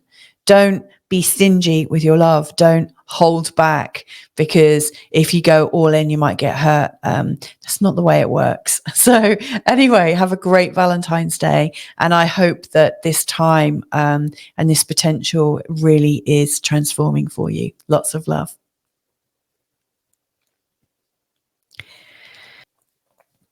Hey Taurus, how you doing? So this is a two-part forecast. The first part is talking about these new cycles that have just are birthing themselves right now. One starting on Valentine's Day, one on the 17th of February, and one on the 22nd. But these are all combining to really change our focus in quite a dynamic way. Let's face it. And then I'm going to be talking a little bit about your potential to experience more love, greater love, and what games might you be playing around Valentine's Day. So first things first. This whole thing starts with Mars conjunct Pluto on the 14th of Feb, Valentine's Day, which is very much about your fighting spirit, the big fight, the big match that you've got to stand in. And it might not be an actual physical fisticuff fight. You know, it's kind of like your hero's journey. So it might be that you need to slay some dragons, and those dragons might be mother-in-laws. They might not be. They might just be imaginary. You know, in fact, I would argue that all of our struggles are imaginary, and there are lots of stories that go on around it. But you're on a hero's journey, suffice to say, and it's starting here. Really, between it's almost like you've in recent times had more of an exploration of who you are and wanted to think bigger and bigger and bigger and bigger and bigger.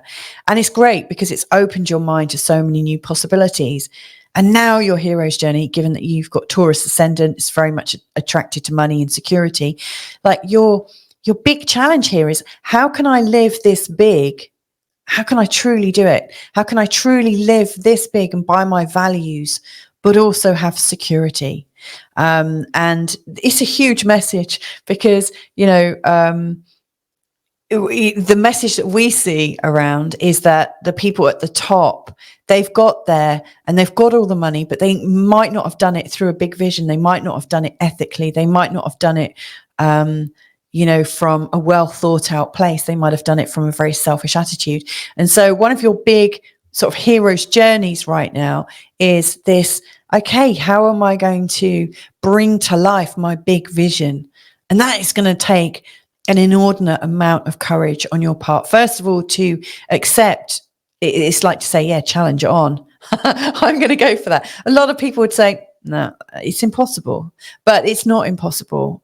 Everything is possible. We just, you know, there's always a chance for us to change our situation. You know, obviously, you know, while we're alive, obviously if something passes out of our life, you know, that creates a bit of an ending, doesn't it? But in terms of every living being and possibility, there's always a way of thinking differently about things.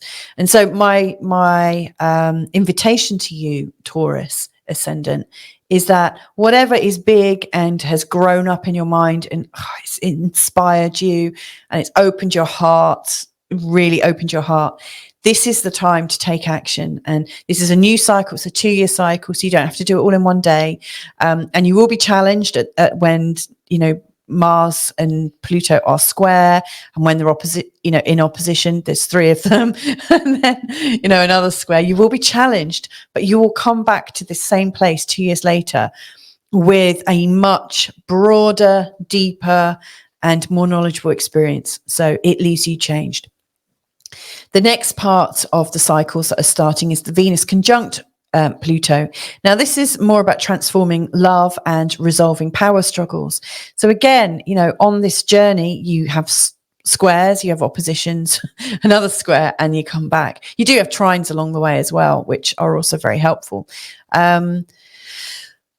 But on this journey, so you might want to think from the 17th, what is my journey here? It's a short cycle. This takes us to the end of the year. It takes us to the beginning of December. So what loving situation do you need to transform right now?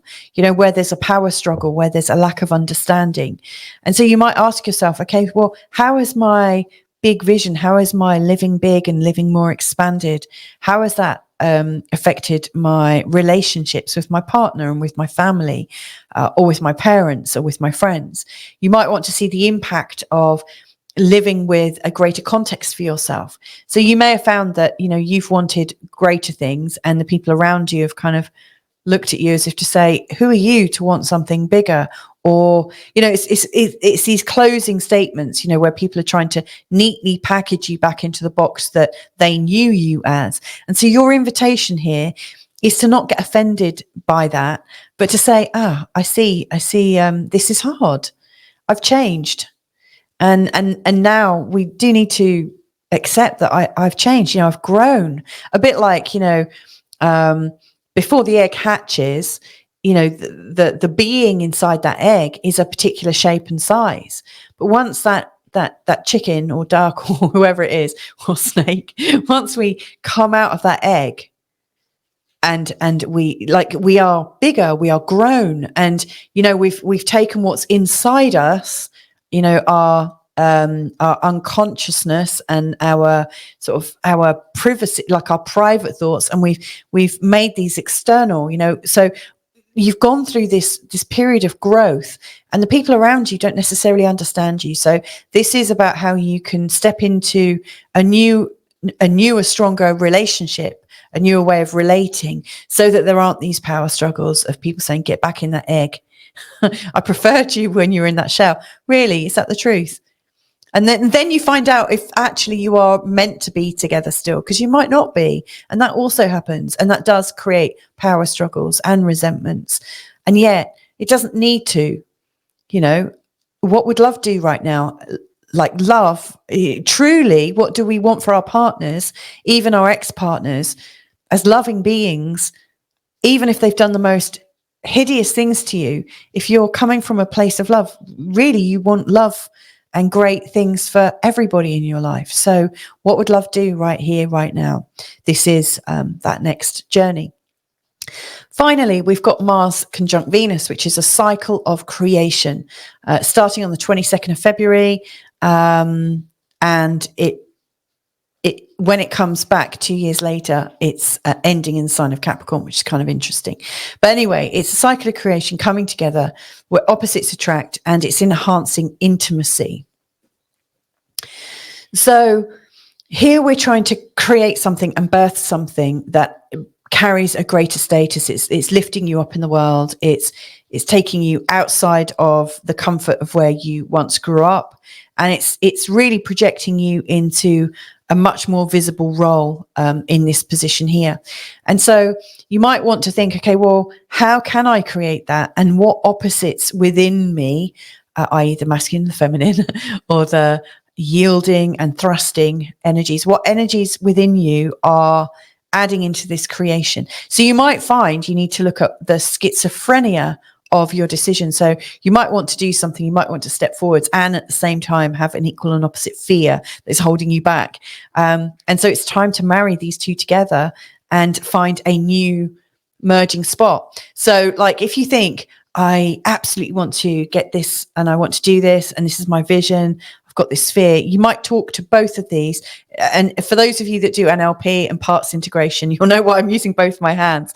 But, you know, you talk to the part of you that is creative, talk to the part of you that has fear about that expansion, and see how your unconscious mind, give it to your unconscious mind. If you can't give it to God, give it to a side of you or something that you trust to do it for you, you know, like your higher self, you might say. And only as quickly as you can bring together both of these opposites and allow your unconscious mind or life to fill in the gaps for you, so you get a vision that gives you a bigger look at life, but also appeases those fears, allows you to do it in a way that's not fearful. So it's bringing both of those together to be able to create something really fantastic. So I hope that's helpful. And obviously in that you get a greater sense of intimacy with yourself, actually, through examining these opposites. So let's have a look at your fantastic Valentine's Day. So this is this moment of intimacy and creation and power. So this is the Mars, Pluto, Venus cycles that are all setting off and coming into realization on Valentine's Day. And yet we've also got asteroid Amor here. We've got asteroid Eros very much about our desires, our sexual desires. Asteroid Valentine kind of knocking on our door with a card or flowers or maybe nothing. And then asteroid Psyche up here for those of you looking for love. So Psyche, you know, even though I've been talking about your like Taurus ascendant, I've been talking about your more recent expanded visions that you've been going through and how that has really given you a much bigger, grander sense of life and living. Now, Psyche is still crying, but she's crying for like love from this expanded place.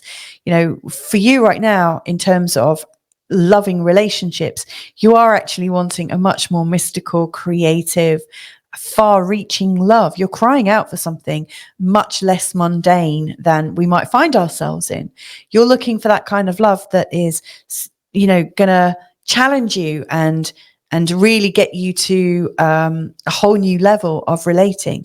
So that's a lovely dream to hold on to. I don't mean to say it's a dream, i.e. it can't ever become a reality. I do think you have to be that love first and to absolutely be that wonderful loving person who is ready to let go of some of the expectations of what we put on our partners. And as we're able to do that, you know, that right person is likely to come in, because life abhors a vacuum, in my experience. Now, also at the time of Valentine's Day, it feels like your desire for love and your sexual urges are quite sort of entwined, but it's also very secretive, almost like, yes, you want this beautiful, creative, big love, and yet, you know, hidden in there, you're actually also craving intimacy.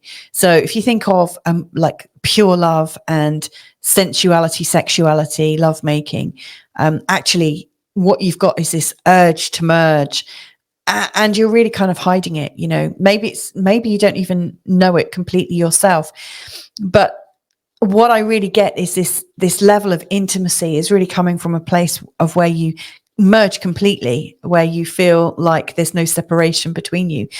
And, you know, some people go, oh my God, that's codependent. What are you talking about, Louisa? And yet, I think these labels like codependency are other things to create polarity. For some people, that it will absolutely work to have somebody by your side. And if that's what you are absolutely dreaming of, Taurus ascendant, right now, there's nothing wrong with it. There's no shame in it at all. Maybe by, you know, lots of people going, oh God, what, you don't have a day out with your friends, or you don't go on holiday with your friends, what, you're always with your partner? What kind of freak are you? Don't have the shame of that. You know, if that's the way you are, embrace it, love it. There's nothing wrong with that at all. But yes, it does feel like right now you are wanting some kind of secret sexual tryst as well. And maybe that helps you feel intimate.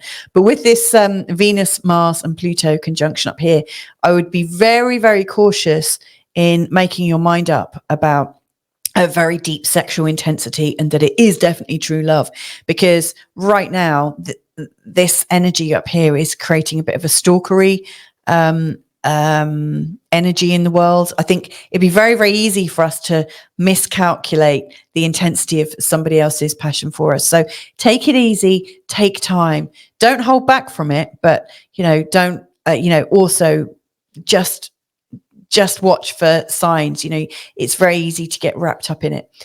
Last of all, to indicate you're ready for love, it all comes down to how you're putting yourself out there. So with the Taurus rising right now, absolutely, this is time to buff yourself up, do your hair. Don't follow what I'm doing. You can be a lot more glamorous than I am. I invite you to, really smarten up and love how you're looking. Like, if you absolutely feel great in yourself, that will be communicated out there. So anyway, have a great Valentine's Day. And I hope that the deeper messages of these 3 cycles starting at this time in February, I hope that these are also very helpful. Lots of love to you.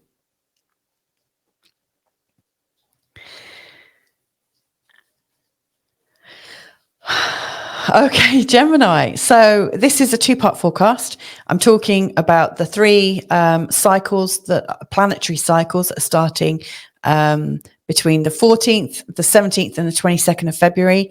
2 of these cycles take 2 years to go all the way around, and one of them is just shy of a year.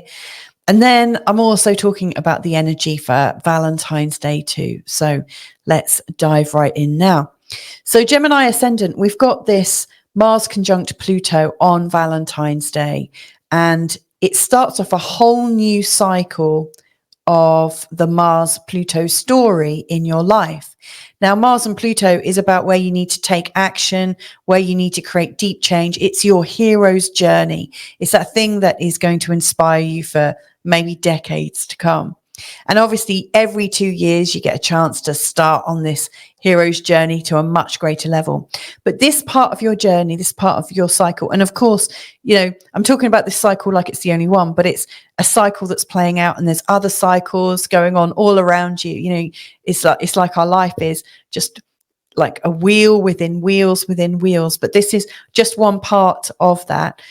You know, this cycle really calling for you to bring in very, very deep change. It's happening, and it's going to reverberate out through all the other patterns going on in your life. But think now, what is it that I need to achieve, and what would really help me create deep and lasting change?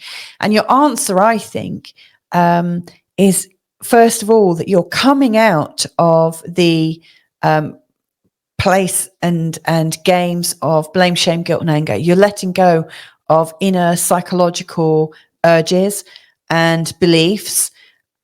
You're recoding your whole life, in fact. So I think one of the biggest new starts for you in terms of taking action is recognizing that you're ready to be in a whole new context. You're ready to be out of the box. You're ready to be exploring and having an adventure. You know, you're taking courage this year by broadening what you know and what you feel, what your experience of life is. So for you, taking courage might be, you know, looking online and saying, okay, I need something new, and my heart is absolutely yearning for this. And so you sign up for a course, or you get ready to do a course and then teach it, like, because you want to take it to the next level. The 9th house is all about exploration, and at the same time, it is about exploring the spirituality, the mental, physical world, but also getting out in the world in a physical way. So I wonder what your grand adventure will do. And with all great adventures, we have our first challenge, which we learn from, and then we create so much of a challenge that then we come up with almost like forces that want to stop us. And that could be a moment of great doubt for you. And then we're carrying on learning, and then we bring that whole cycle home. Now, if you're interested, if this is resonating to you so far, go back in the video and watch the bit about Mars conjunct Pluto, because I give you the times of these challenge points and give some advice based on, you know, the sign that they're in. So the other journey that's also coming up a little bit later, but that's Venus conjunct Pluto. It's a shorter one. It's only a year-long one, starting on the 17th of February. Again, it has challenges before it comes all the way round. So each of these, it's like you're going round and around. But, you know, my intention for you, and you can do this any way that you like to do this, but then you go round and up. So your experience is getting better, or you might be getting up and bigger. So, you know, it doesn't have to get smaller and smaller.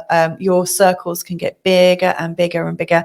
And you don't want to be on that sort of like downward trajectory necessarily, because that can sometimes feel very, very lonely. And it becomes a self-fulfilling prophecy. So anyway, this next one is about transforming love and resolving power struggles. Now, you know, the fact that Pluto and Venus are meeting at this point in your chart, to me, is an indication that you've moved on from expecting others to fulfill your needs.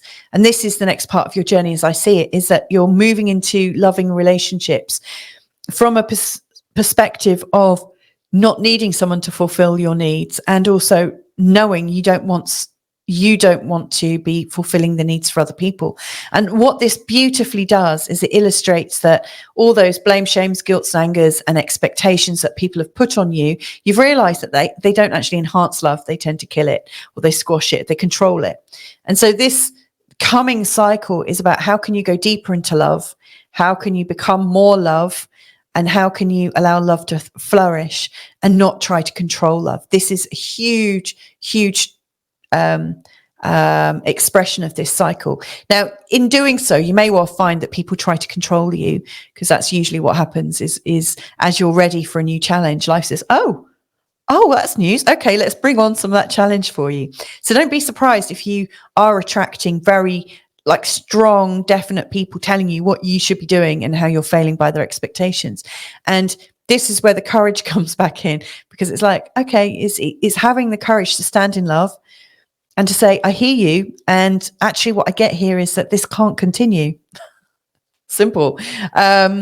Or that you just find ways to, your energies will just start to gradually separate out. You are on a new way of relating, and this is the whole purpose of that next cycle.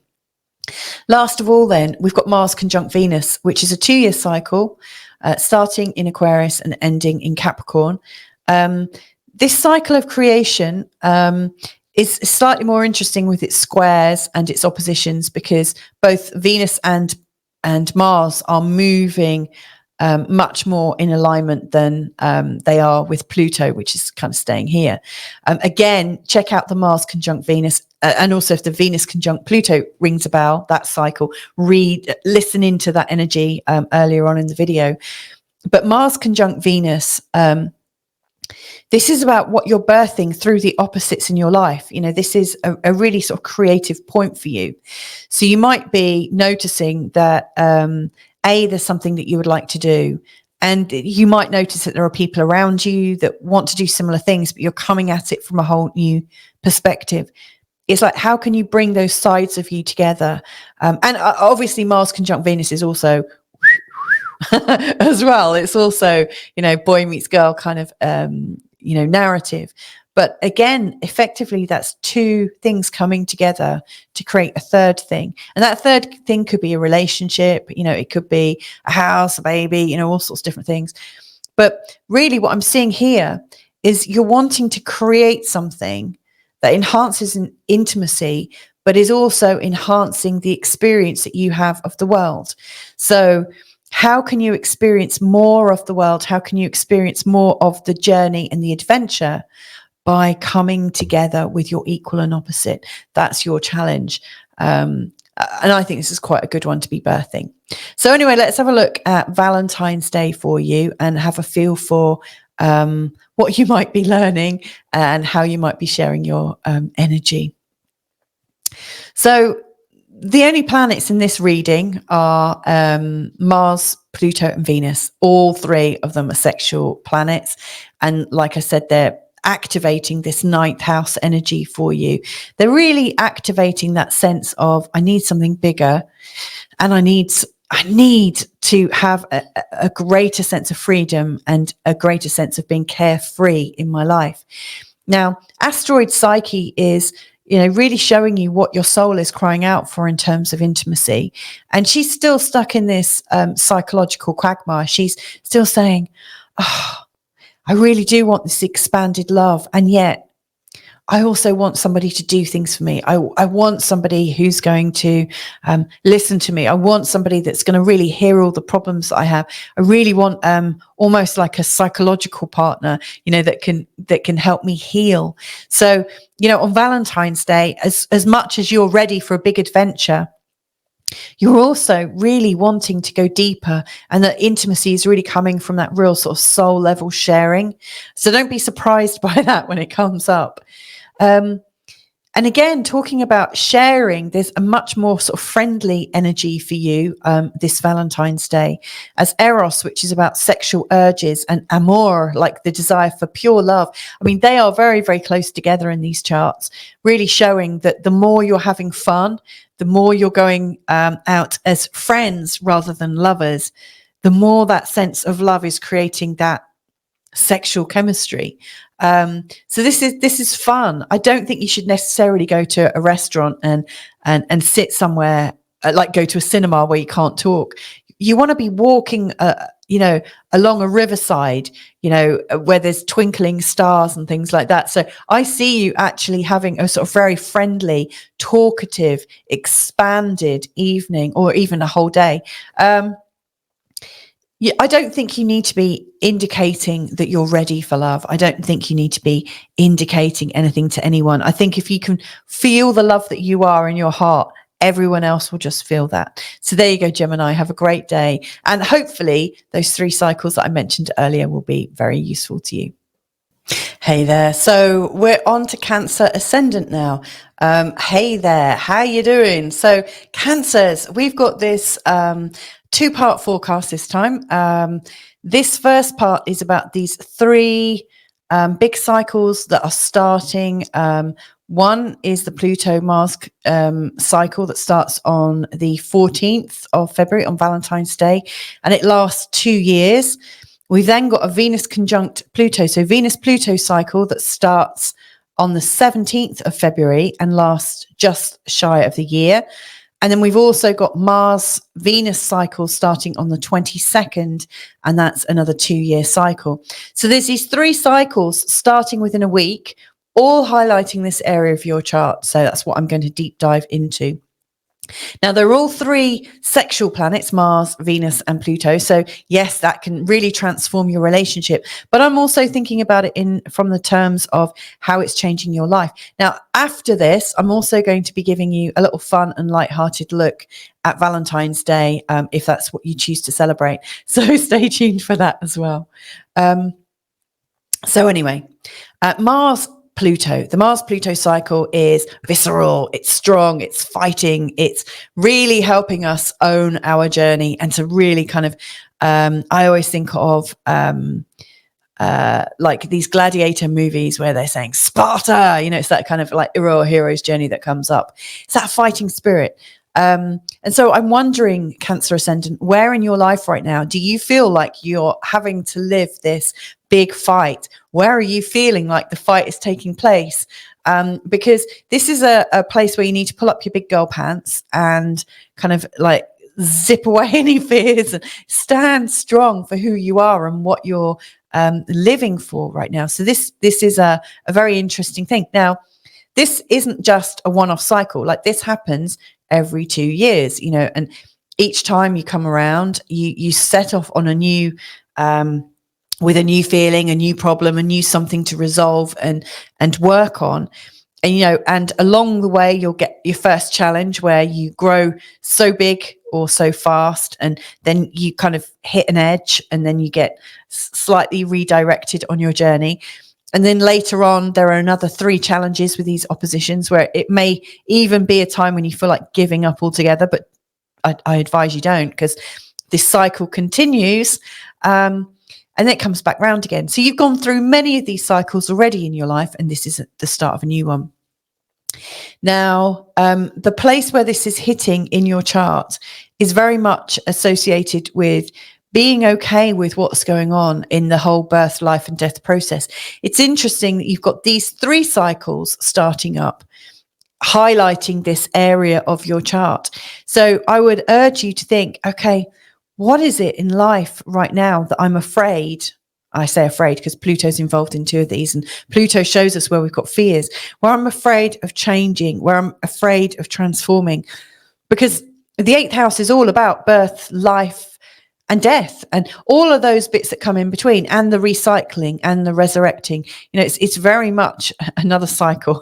So it's a cycle of life. So whether, and I doubt anyone listening is going through puberty here, but whether you are single, just in a new relationship, whether you've just left home, whether you've just got your first house, whether you just had your first baby, maybe you're going through the whole like trying for a family stage. We're always going through these next stages.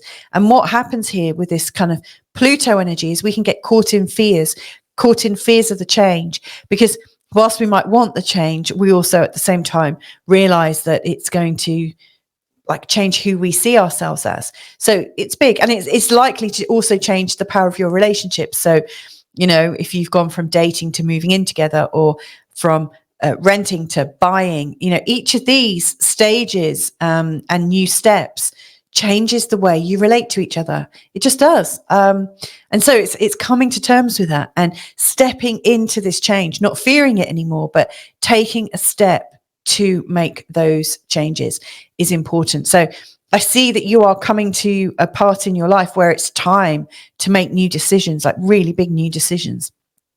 And you can do it. Now, Venus conjunct Pluto is similar and different. You know, this is very fighty. You know, you've got to find all the courage that you need. But with Venus conjunct Pluto, I think it's about having better relationships.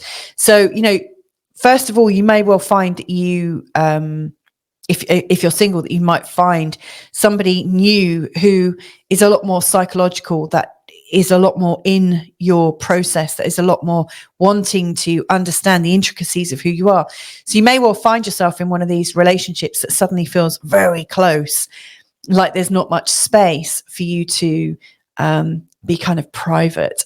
So you may well find that there's a power struggle of that nature, or that there is somebody who is wanting you to make these changes and holding space for you to make these changes, but that you don't want to, because again, it feels like someone is powerfully holding you and powerfully controlling how you are transforming right now.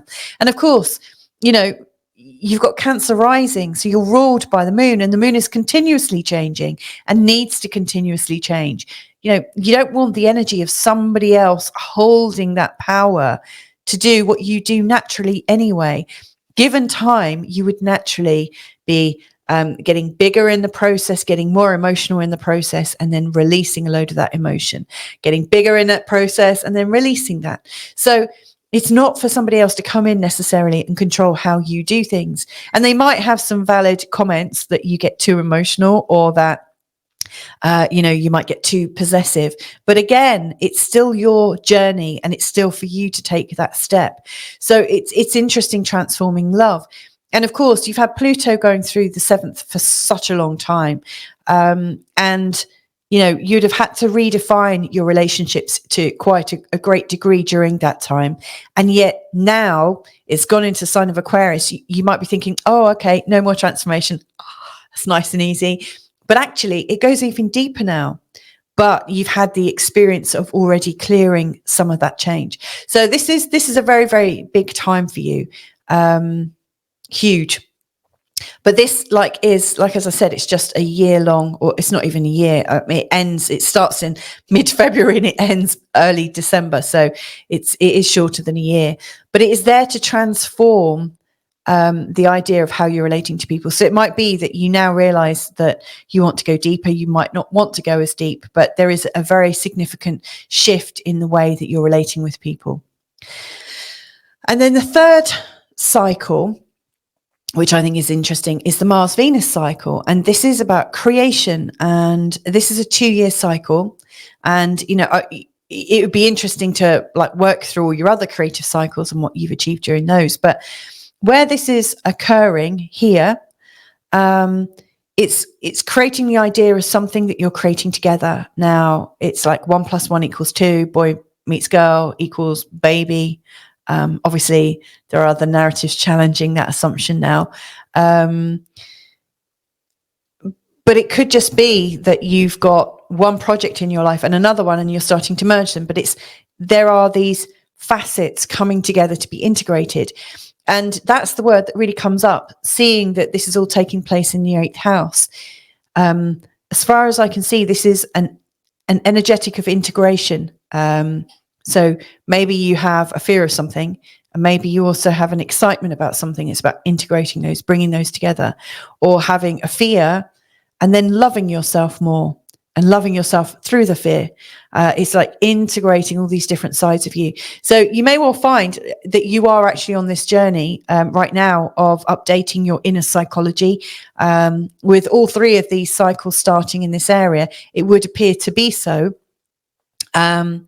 You really might be delving deep, and you might find that there's like a a younger version of you, like a littler version that has some ideas about what's got you stuck and frozen at a particular point in your development. And for you, it might just be the integration between them and the you that is you now. So it really, really deep psychological stuff. Now, obviously, the 8th house is also a place of inheritances, other people's money, and other people's values. So it also includes their judgments of you. But if we're going to go purely physical, there's assets involved here. And so you might be creating something with the assets of your husband or wife or partner or best friend. You might be creating something. You might just be about to inherit something. And again, you might need your hero's journey to go through that.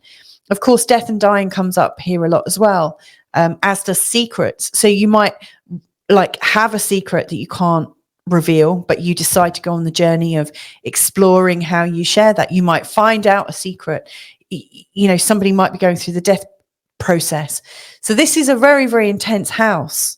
And, you know, these cycles are going to come around again and again. And each time Mars comes into a conjunction with Pluto for the next 20 years, it is going to be bringing up a newer incarnation of a similar theme, which will have you absolutely, utterly cleansed, like a course of laxatives over 20 years. It's going to absolutely let go of all the old rubbish that's accumulated you know, over your life. And the Venus conjunct Pluto cycle is going to be taking place in this area for, you know, the next 20 years. That's also going to be creating a change in how you do struggle with your relationships. So let's move on now and have a look at your Valentine's Day.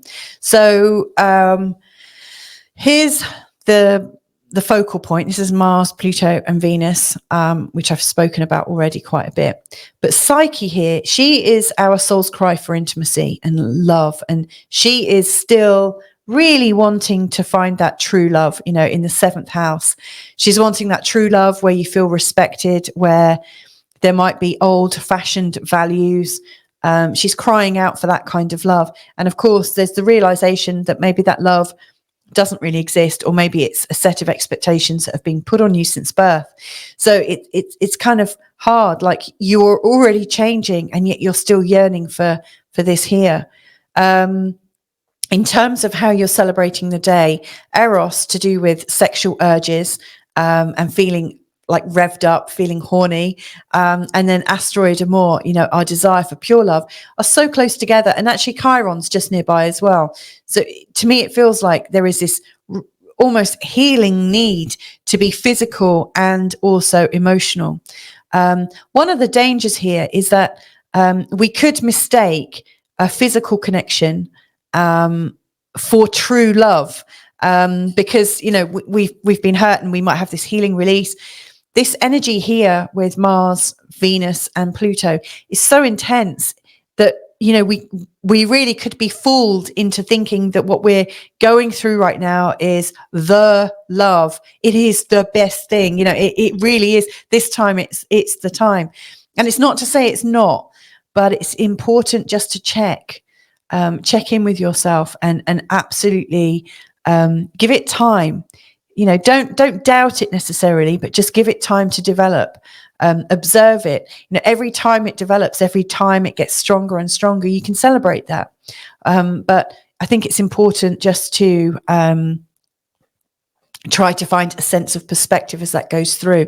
Yes, sensuality, sexual concourse can be deeply, deeply healing. And there are people that, you know, use Tantra and the ideas of healing through sexuality is something that many people do as well. So, you know, it is a recognized form of healing and letting go, like giving up your energy and letting it go through the medium of sex and lovemaking. Now, Valentine, asteroid Valentine, I've put him to show how you can show that you're ready to be amorous, and also how others can approach you.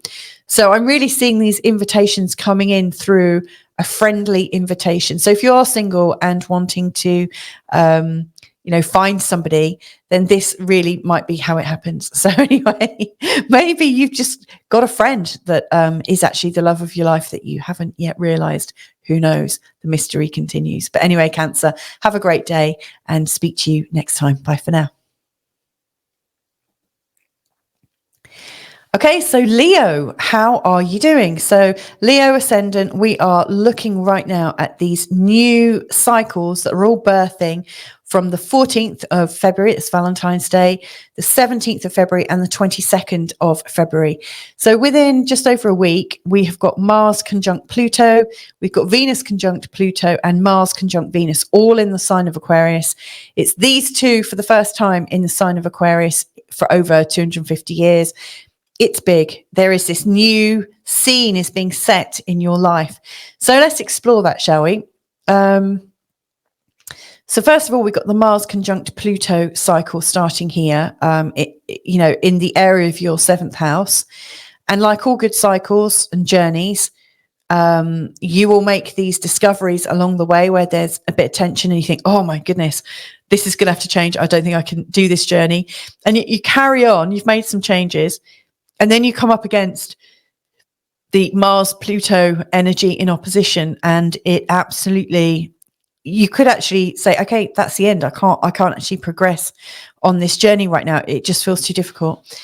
And yet there's also an invitation to go even further and even deeper.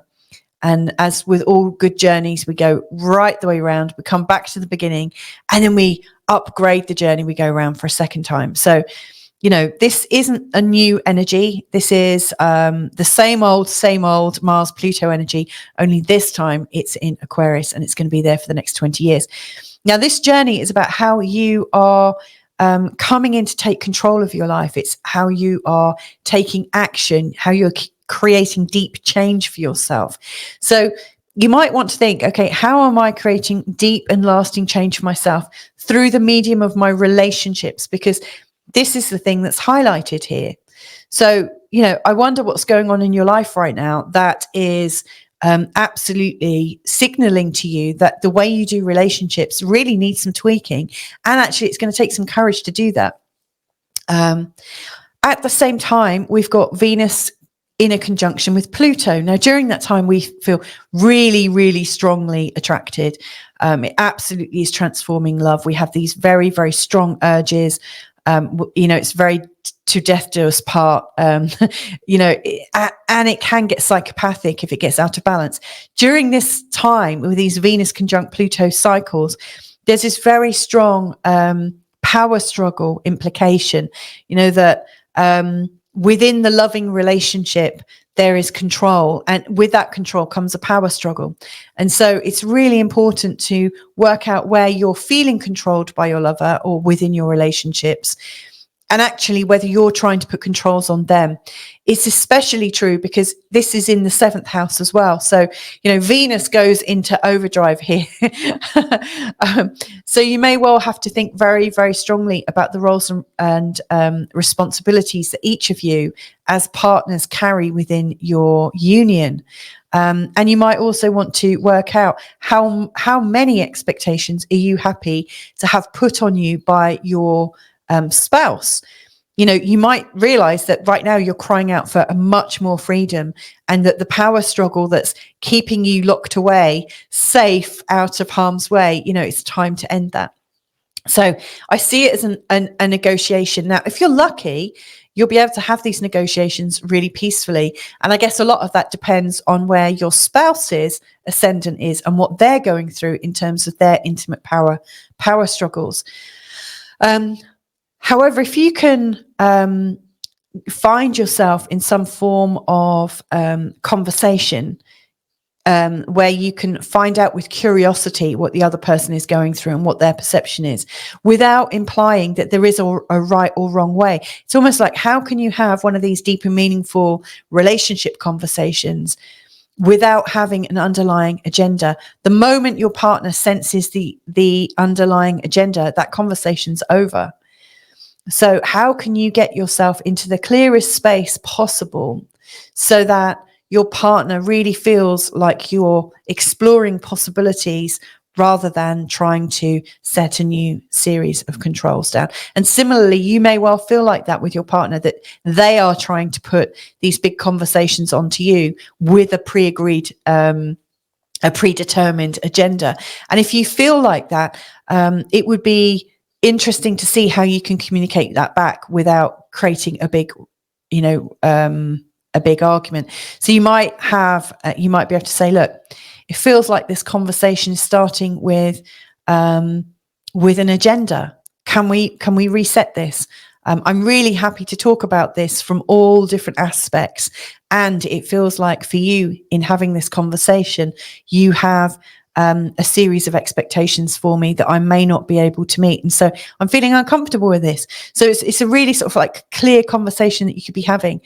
So this is less than a year. This ends around the end of the beginning of December. So again, that's another cycle with challenge points, flash points before it comes back round. The third cycle is a power of creation.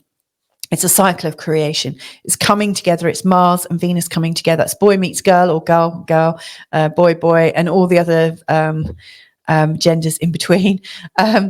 So however you are seeing life, it's you plus another equals, so 1 + 1 = 2. That's the relationship, or it could be the baby, or it could be the family.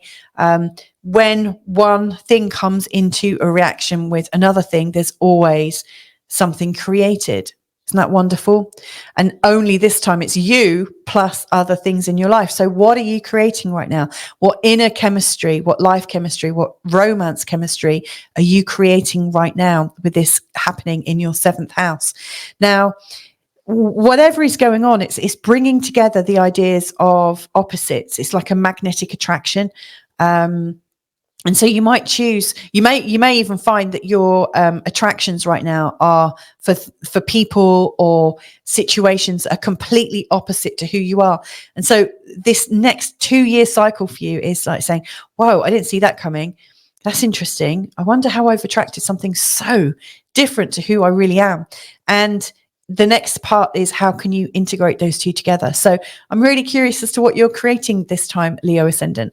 Let's have a look at Valentine's Day then. And let's be a bit lighthearted about how you might want to spend that day if you do indeed celebrate it. With obviously, I've been speaking about this birthing point here of the cycles. Your energy is absolutely strong. It's deeply sexual right now.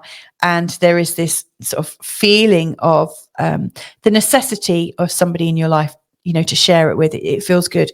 I love this. So asteroid Eros, which is all about our sexual urges, and asteroid Amor, like the desire for pure love.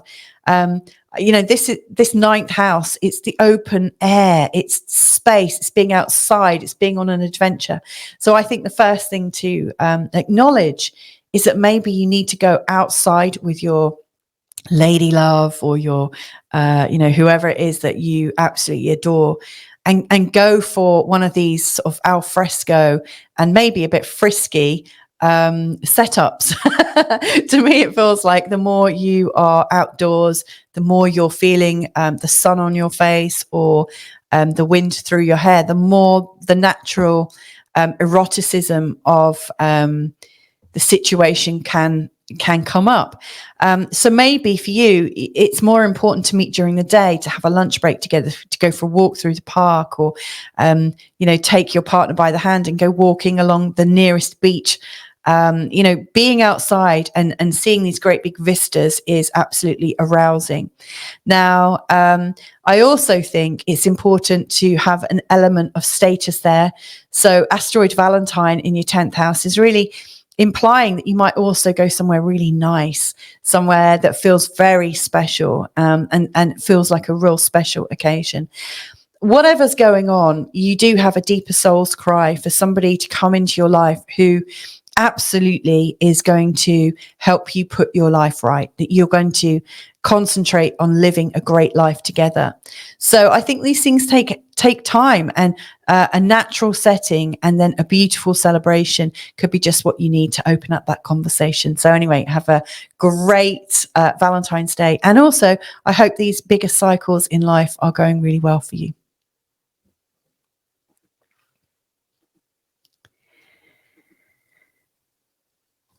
Okay, Virgo ascendant, how are you doing? So in this next short while, just over a week, we've got 3 new planetary cycles birthing. And it just so happens that all 3 of these cycles are with these 3 planets that are all sexual planets, but also very much about relationships, about power, and also a little bit about harmony too. So the first one is Mars conjunct Pluto, which comes up on the 14th of February. That's when it launches itself into our consciousness. Here it is down here. This is to represent the conjunction between Mars and Pluto. And it's a 2-year cycle. And as with all good cycles, there are challenges. There are also flashpoints. And other challenges as you go around life. You know, I think life is very cyclical, where we are living within cycles, within cycles, within cycles, within cycles. You know, it's never ending. We start something, we learn, we grow, and we start to wrap that up, and then comes a new challenge, a new invitation for us to embark upon. Now, this particular cycle is very much about taking action and creating deep change in your life.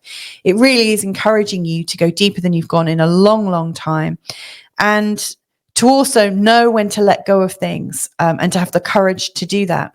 It really is a hero's journey, and it's going to challenge you in a way that you really haven't been challenged for in a long time. Now, for you particular, the Virgo energy is being really emphasized because Pluto currently has gone into your 6th house area. Now, this area is really associated with the Virgo energy. Virgo is the 6th sign of the zodiac. So you're kind of at home here, actually. It's a place where the home exists, the day-to-day work, your daily routines, your level of health, your diet. It's about the management. You know, how are you managing your life right now? So, you know, with Pluto and Mars coming into this area, you might find that there is something going on in your life right now that needs urgent management. It might be that there is a situation that has gone on too long, but there is something that absolutely needs to be refined and taken care of. And you might have to have a really big sort of courage to dig deep and to find the real root causes. So I think root cause is really, really important here because, you're very good at managing life and managing the intricacies at so many different levels. However, you know, what's going on right now is you are being encouraged to lift yourself up to to a new reality. And to do that, you need to be able to get underneath the reality that you're currently living in and see where there's some faulty programming, you know, in how you've got your life set up. So it might be that the way you've got your life currently set up works really, really great for where you are right now, but it's not working so great for you to expand, or it's not working so great for you if you want to have more energy, or it's not working, you know, like how you've got it set up works like clockwork for the reality of now, but not for the reality of the future. And so this is what I'm seeing, is you're building in some futurism into your life. Now, this is, like I say, it's a 2-year cycle, so you don't have to rush into it. But for instance, given that health comes up in this area, as does our diet, as does how we have our routines, you might find that the life you're living right now and the life that you've created around you isn't creating a healthy body, or you're not feeling as much ease in your body, and you're now feeling like, what have I set in motion here? You know, it doesn't quite make sense. So it's having the courage to pare back and to investigate it. And obviously, if there is something going on in terms of your health, this is a time of a wake-up call. This is a time of recognizing that if you carry on going the same way, like Pluto always brings us to our knees in one way or another. And it brings us to our knees until we learn a bit of humility, and also we surrender to whatever it is we're holding on to that is causing the problem.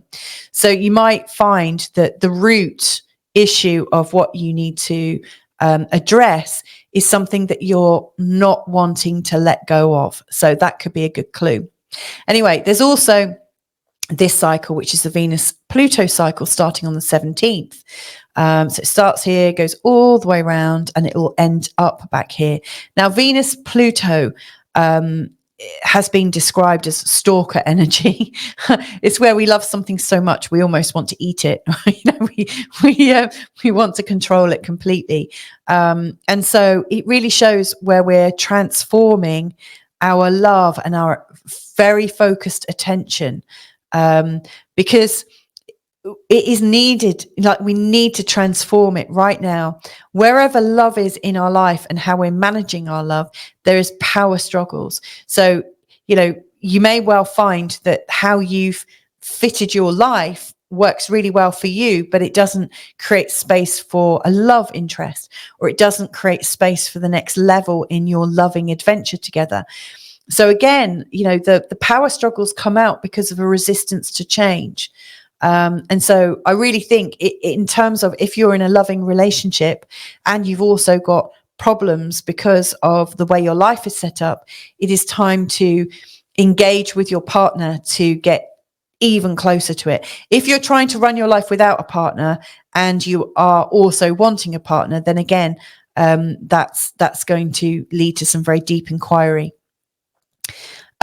Also, you may well find that you and your partner are clashing in terms of how you're managing the house, how you're managing your life together, how you're managing your health, or how she's managing her health. So these are really, really big themes. So it's worth paying that little bit of attention.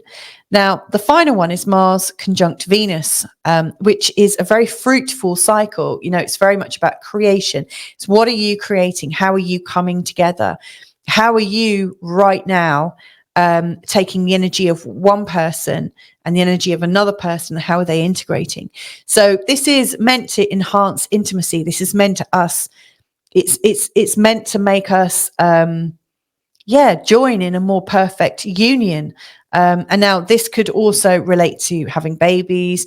I think with this particular energy here, it could be that you're starting a new work enterprise, and how do you fit it into your life? It could be that you're creating a baby together. It's like born out of this 5th house, which is very much about fertility.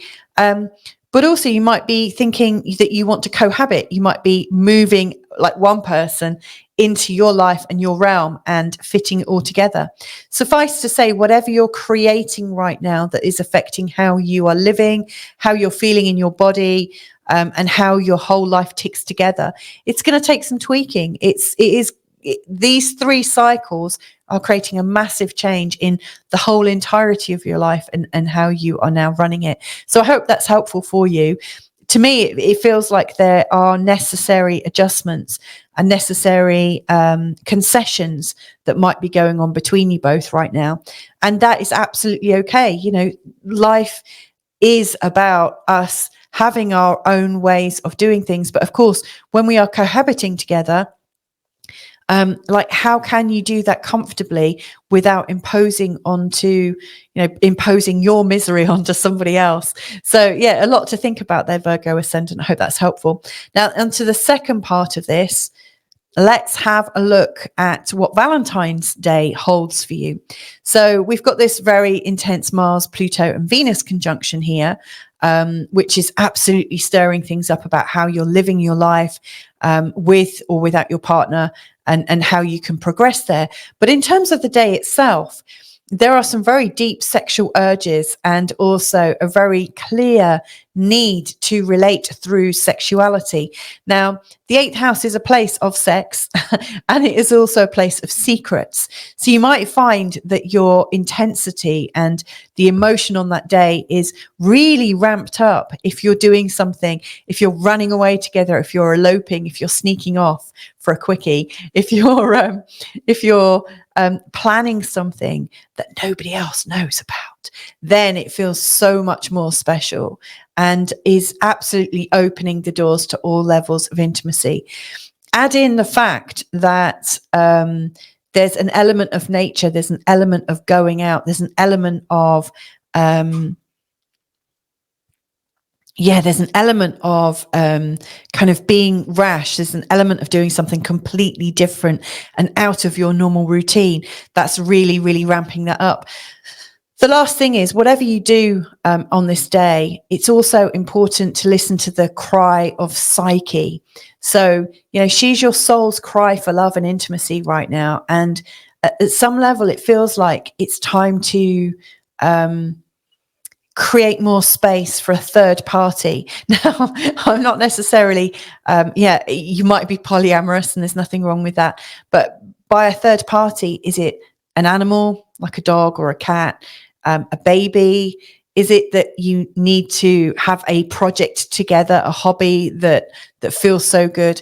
To me, it's not just about the sensuous and exciting little getaway that you might be planning, but there is something that's much more meaningful that wants to be birthed in your relationship. And that might be one of the causes of why your life is currently changing and going through the paces right now, Virgo ascendant. So anyway, I hope that's helpful, and speak to you another time. Bye for now.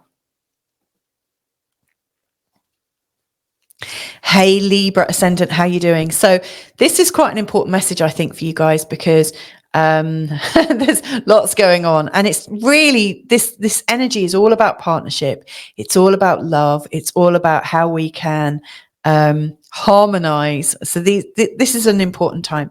So on Valentine's Day, we've got this. In the week following Valentine's Day, we've got 3 big cycles starting. We've got the Mars-Pluto cycle, that's a 2-year cycle. We've got the Venus-Pluto cycle, that's a year cycle. And the Mars-Venus cycle, that's another 2-year cycle. And this is where they're all starting here, sort of around your 5th house.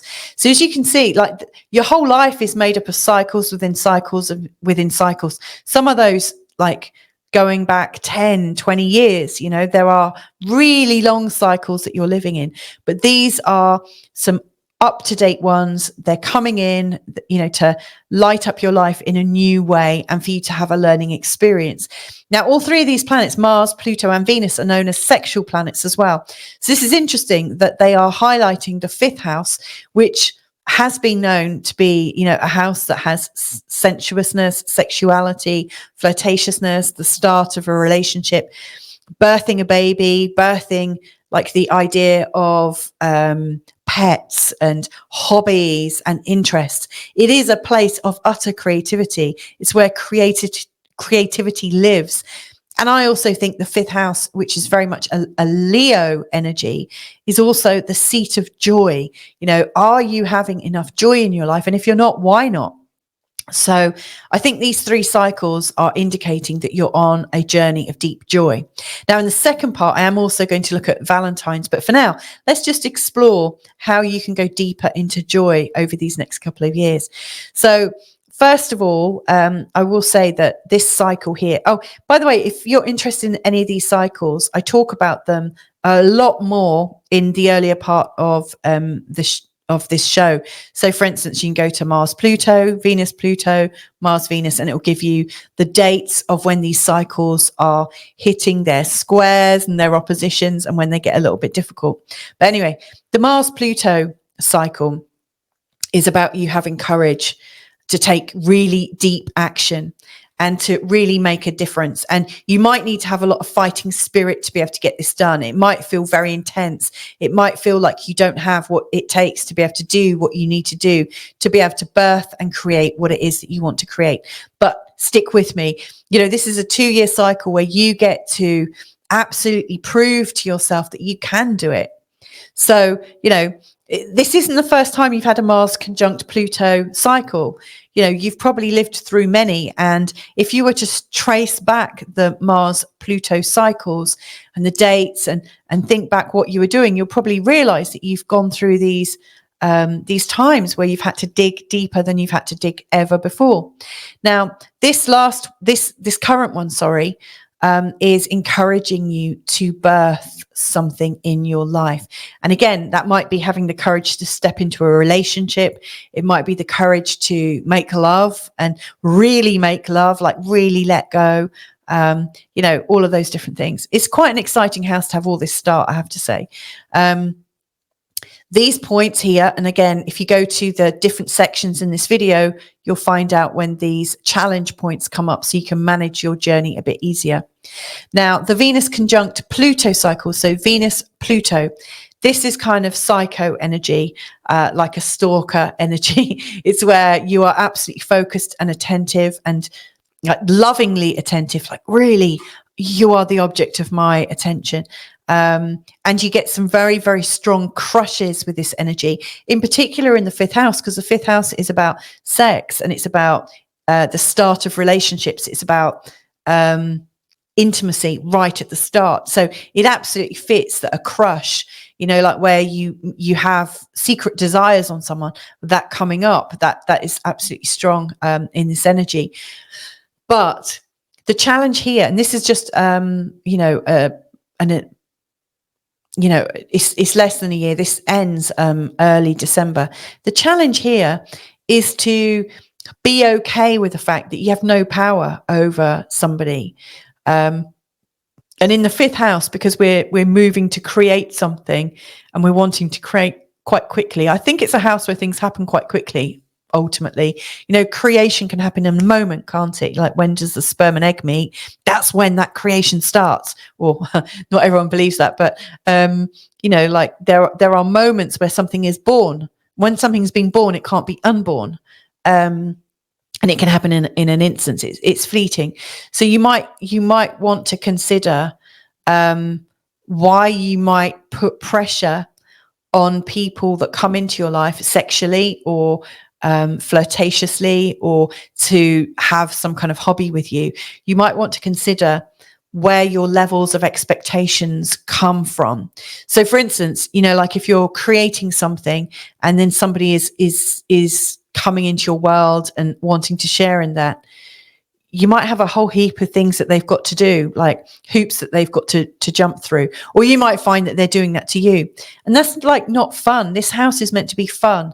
So anywhere where there are power struggles to do with how you have fun and how you experience joy, it's time to let those go if you're ready.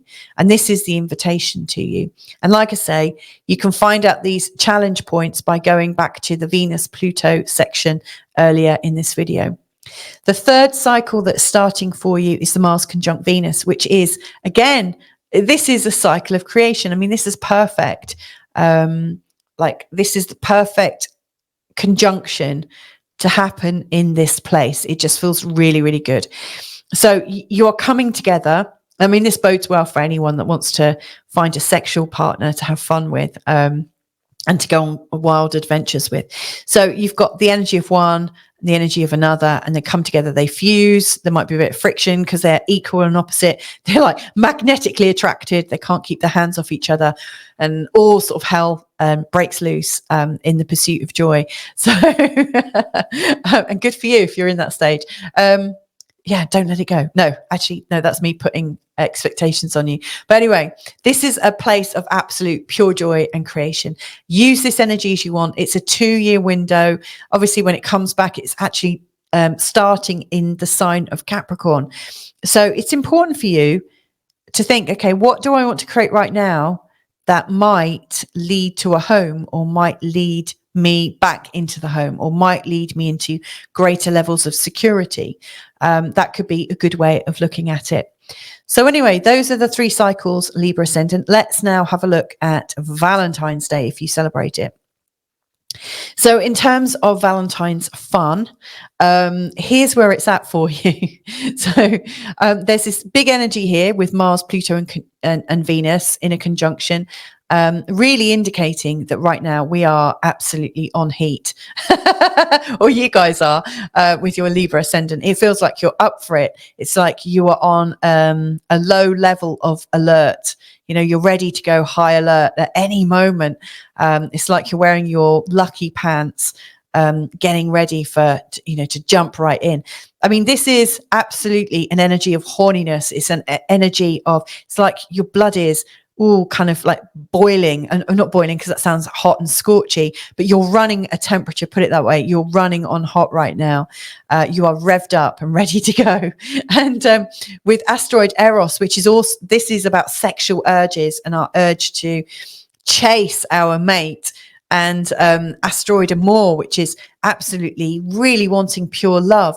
And these are happening in the 7th house, Libra ascendant. This day could absolutely really draw you into a passionate sexual encounter. It's absolutely saying the time is now. And one of the things that I would just say is, it would be very easy for you to think that because you've been sexual and because it felt very pure at the time, it'd be very easy to think that that is actually how it is. And that might not be the truth, because with Pluto, Venus and Mars so closely together, we're all feeling more in the moment. That's the fun thing is, we're feeling this very strong intensity, this very strong attraction. And so it feels really true. And I would say, if it's still feeling true at the end of a week, if it's still feeling true at the end of 3 weeks, then, each day that passes where that energy and that attraction is burning, steaming, smoldering, then you're onto a winner. But be cautious before you give your heart away. I also say asteroid Psyche, even though you might be running a much hotter temperature than usual, really what you do want is a traditional courtship. You're really looking for somebody to love and appreciate you so much that they're inviting you into their world in quite a formal way. So it's interesting. It feels like you're actually diving into a new style of relating that maybe doesn't quite fit in with how you think it really should be. So watch out for that, because as you're judging it, you're not going to have fun, and that could really remove some of the joy of the situation. Finally, asteroid Valentine, it's in the hidden place of secret Valentines, which is interesting. And it's also in a very psychological place. So you may well find that you want to keep secret about who you really like. And there might be somebody around you who is also being very, very secretive around you. So the people you're having fun with right now and really enjoying spending time with might not actually be the person that's going to who's watching you in secret and who wants to actually court you. So watch out for that. But anyway, have fun and see you another time. Bye for now. Hey, Scorpio. I've got a guilty secret that I'm going to let you in on, because obviously you're the sign that likes a secret or two. I actually just had a nice break before, starting recording again. And before I start work at the moment, I listen to my favorite song, which is it's called Scorpios by Adam and the Ants. I'm a child of the 70s, so I just love it. It really gets me all fired up. So anyway, that's my little that's my confession. I wonder what yours is. So in this reading, I'm going to be looking at the new cycle that's just started, and this really is affecting you, because your two rulers, Mars and Pluto, are leading the way in a new cycle from Valentine's Day, the 14th of February, and it's the start of a new 2-year cycle. And here it is, right down here. This is where Mars conjunct Pluto is happening at 0 degrees in the sign of Aquarius. Now, it's not the first cycle. I mean, obviously, every 2 years they meet up somewhere in your chart, and they would have been, coming this way. But now, and for the next 20 years, when these guys meet up, it's going to be in this area of your chart. So it's a bit of an upgrade in terms of the message of Pluto and Mars together in your life. Now, this is where we take action. This is one of the cycles within your life, because obviously there's wheels within wheels within wheels. And one of the cycles that is always going on is the cycle of taking action, the cycle of the hero's journey. The cycle of you wanting to prove yourself, your fighting spirit, that sense of absolute deep change that you want to make. So that's starting on Valentine's Day. Now, as all cycles go, you set off on your new journey, and then somewhere along the line, you have your first challenge, which might, make you course recorrect, or, make you realize that you need more resources, you need to be stronger, you need more grounding, you need more rooting. And then, you carry on, you get better, you go into a trine here and here, by the way. And then you come to this point. And with Mars and Pluto in this year ahead, or in the next 2-year cycle, they have 3 oppositions because of retrograde activity between the 2 of them. Now, these oppositions are quite tough, Pluto and Mars, and especially for people with Scorpio ascendant or a Scorpio sun sign, you'll be feeling it, because also, especially if you're an early Scorpio ascendant, when this is taking place, it's square to where you're, this is all square to your ascendant. So this is massive stuff, big shift stuff for you going on right now. And, with the oppositions, you've got Pluto down here on the 4th, really trying to transform how you live, and yet your fighting spirit is up here. It's at the top of your chart. It's really wanting to be seen. It's really wanting people to hear your story, know everything that it needs to know. It's you standing strong in the world whilst forces are trying to keep you at home. So I wonder how that's going to manifest for you. And then, as all good stories go, we go back around the cycle and come back round to this resting position where a new cycle then births itself. Now, if you want to know the actual dates of these points, then if you go back in the video, there's a section called Mars-Pluto cycle. And the same for Venus, Pluto cycle, and Mars-Venus cycle. So you can find out all of the challenge dates and maybe make a note of them, put them in your diary so that you are really, really clear about, when these are coming up. Because all 3 of these cycles relate to your ascendant. So they're very important. The next cycle that is coming on is starting on the 17th of February, and it takes less than a year. It's done by the 7th of December. And so it starts here and it goes all the way around and comes back. Now, Venus conjunct Pluto is about the intensity of emotion. Like if you think about loving relationships, relatedness, harmony, cooperation, all those things that Venus stands for. And she also stands for love too, and friendliness and helpfulness and all those beautiful, really nice qualities that people adore in people who are naturally patient, loving and kind and compassionate. Well, they get absolutely fixed and rooted with Pluto. So for instance, you get very intense emotions, very intense attractions, really intense love relationships. You might go through a spell of love, like when Pluto goes over your Venus or something like that, where all of a sudden your partner gets super possessive, or, if you're born with this in your chart, you probably do get quite possessive or find that you attract very possessive partners over you. So there's some element of love and possession, and, like, is your mind possessed with like thoughts of another person, or is somebody really crushing on you, and you're actually feeling it as a crush? You're like, Ugh. So, these are really big emotional power struggles. So what you might want to consider right now is, what emotional power struggle have you been in, over the last period of time when, obviously, Pluto for the last 15 years has been going through Capricorn. This is the first one in the sign of Aquarius. So what current love power struggle are you going through? It doesn't have to be love. It can include friends as well. Anyone that you're related to, like relating with.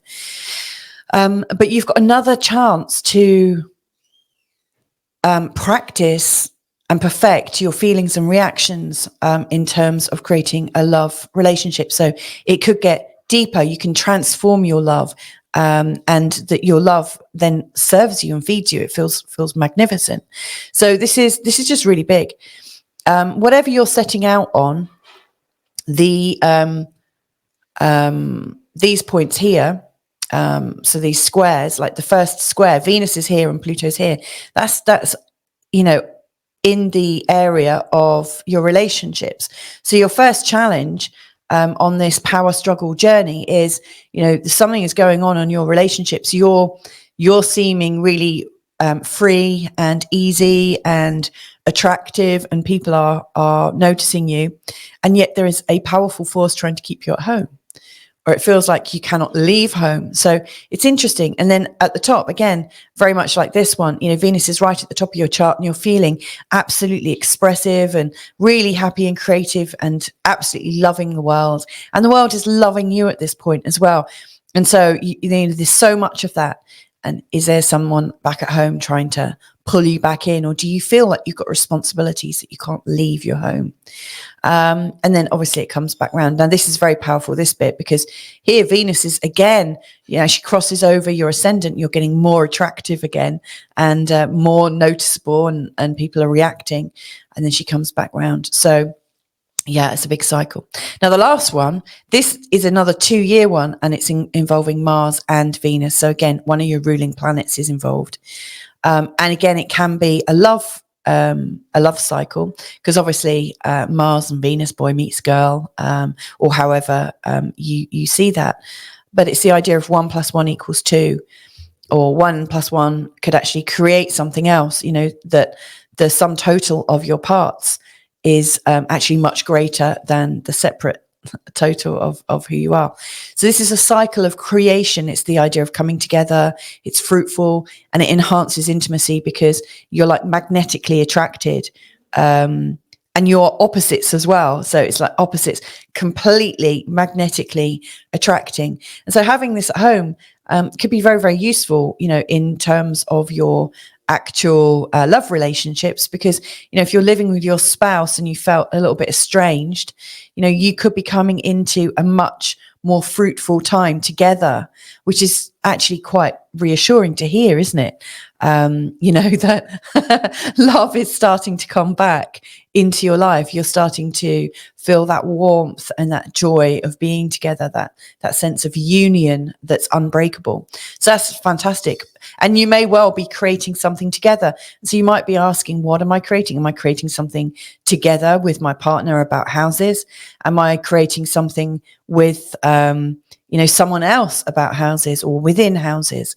You know, and it could be about creating a solid foundation for your future. So all of these things are very, very strong, and it's a 2-year cycle. But the great news at this, the great news for this is that you're going to be, you know, you're enhanced by Mars and Pluto in this cycle, and also Venus and Pluto as well. So you've got all 3 of them really activating something very deep and personal. Now, if you think about the 4th house, the 4th house also includes our fears, and our program, not so much our fears, sorry, our biological programming and the programming that we've got from our parents and the environment that we grew up in. So if you are on a journey to belonging, and if you are on a journey to understanding yourself to a much greater level, I think this can really seriously help you. So I'm hopeful that this forecast has been useful. Now, for a bit of fun, let's have a look at Valentine's Day and what might suit you in terms of how you might want to spend your time. So looking at Scorpio ascendant then for Valentine's Day. Now, we've got this pink point here. That's showing where all 3 of these cycles, Mars, Pluto, and Venus, are all conjunct, creating this massive steaminess and eroticism at home. It's fantastic. And then we've got these other 4 asteroids that I've put in, and no other planets. So we've got asteroid Eros, which is about sexual urges and our urge to merge, like really physically, and chase our partners. We've got asteroid Amor, which is the desire for pure love, that feeling of absolutely wanting to be in a place of purity. We also have Psyche. She's telling us what we still need and don't yet have. Like it's the cry. It's almost like the inner child crying for love. What is it crying for? And then we've got Valentine as well, how you might show up and just grab love. So let's start with asteroid Valentine, first of all. Seeing it here in your 7th house makes me think you won't have to look very far, that somebody's going to grab your attention and be quite purposeful in doing that. And that's great, because Psyche down here is actually really saying, you know, I'm missing a friendship. I'm missing the connection. I'm missing that sense of playfulness and interest where we had hobbies or something in common. And so actually having someone come out and seek you out is a real balm, and is really, really helpful.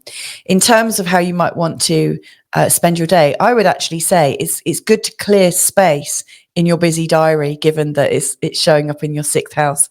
To me, this implies that actually you've got a ton of things to do in your diary, and you have to make room for love. That's the biggest message I would give to you in terms of this Valentine's Day. If you can make room for love, make room for some sexual exploits, and make room to absolutely revere your partner and love them as the pure, beautiful being that they are, then things will go really, really beautifully for you on that day. So there you go, bringing love right back home. I hope you enjoy this reading. I hope this has been helpful. Bye for now. So, Sagittarius, let's have a look at the exciting new love and sexual cycles that are starting. So, yes, earlier in this video, I've been talking about the Mars-Pluto cycle, the Venus-Pluto cycle, and Mars-Venus cycle. So, Pluto and Mars are starting on Valentine's Day, the 14th of February, going on. It's a new cycle that takes us 2 years to complete. We've got the Venus-Pluto one starting on the 17th of February, and then Mars and Venus starting on the 22nd. So what do each of these mean? Well, the first thing that I want to share with you really is that, life is like a mass of cycles. So, we've got the sun makes a connection with cycles all day, not all day long, but all year long, the sun is making these new connections to different planets. And as the sun does that, it creates a new opportunity for you to complete on something or to explore something. It's the same with these planets too. So, what I'm looking at here is Mars and Pluto. And so when they come together with the energy of taking action and being courageous. Like it's a fighting spirit that you need to do this thing. It's like where you need to kind of crunch your abs a little bit and kind of stand strong, and really feel that energy. So it represents a challenge, one that doesn't come around all the time, or one that you fear taking on. So it's a strong challenge for you. And where it's showing up is here. It's showing up here in the 3rd house area. Now, as all cycles do, they progress. So you make headway, and then you make quite a bit of headway, and then you come up against some kind of block, or might need to just reroute your direction slightly. And then it goes on again, and then you'll come into a trine, where Mars will be in a trine to Pluto. And that represents more flow. And then you come to this point here, where you come to the opposition, where Mars is up here, Pluto's down here, and all hell breaks loose, because Pluto is really trying to control your experience of what you're learning, what you're knowing. Definitely in this place, it's very like it feels like the community that you live in are very controlling, or it feels controlling. It feels like there's only one way of being within your community. And by the time Mars is up here, you're like, damn, I'm wanting to explore this community up here. I'm wanting to explore this place that is open-minded and visionary. And so that obviously creates a tension that you need to integrate, somehow bring back together in your field of experience. And then, Mars continues and comes round until he stops here. So yeah, that's one journey. And I just want to say from the get-go that if you go back in this video, you'll see that there's a section called Mars-Pluto cycle. There's one for Venus-Pluto too, and also one for Mars and Venus. And in those sections, I actually tell you when the dates are of the challenge points, when it gets really difficult, and where you need to integrate the energies, and then how it all comes back together. So, if you are absolutely aware of this cycle starting, if you're aware of the need for proving yourself and taking really big action to create some deep and lasting change in your life, then it might be worthwhile going back in the video, making a note of those dates for you so that you can get ready for them. Now, Venus is starting a new cycle as well. So again, it's starting here at 0 degrees Aquarius on the 17th, and it's going all the way around until it comes back to the same spot. Now, Venus is moving a bit faster, so Pluto stays here and Venus is whipping around, making these aspects. Now, she's there to resolve love power struggles, so between Venus and Pluto, the energy of them working together is to get really clear about the intensity and sometimes the insanity of love. It's very kind of stalkerish, where you love somebody so much you just want to kind of gobble them up. That sounded so bad.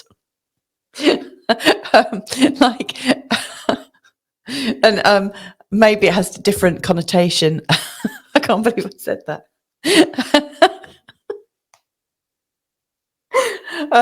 Anyway, that makes more sense, I think, to people from England who are watching. So I hope that's given you a bit of a giggle anyway. So, where you love somebody so much that you really want to absolutely, like, you don't want to be apart from them. You just absolutely want to hold on to them. It's like nothing can separate you, very much till death do us part.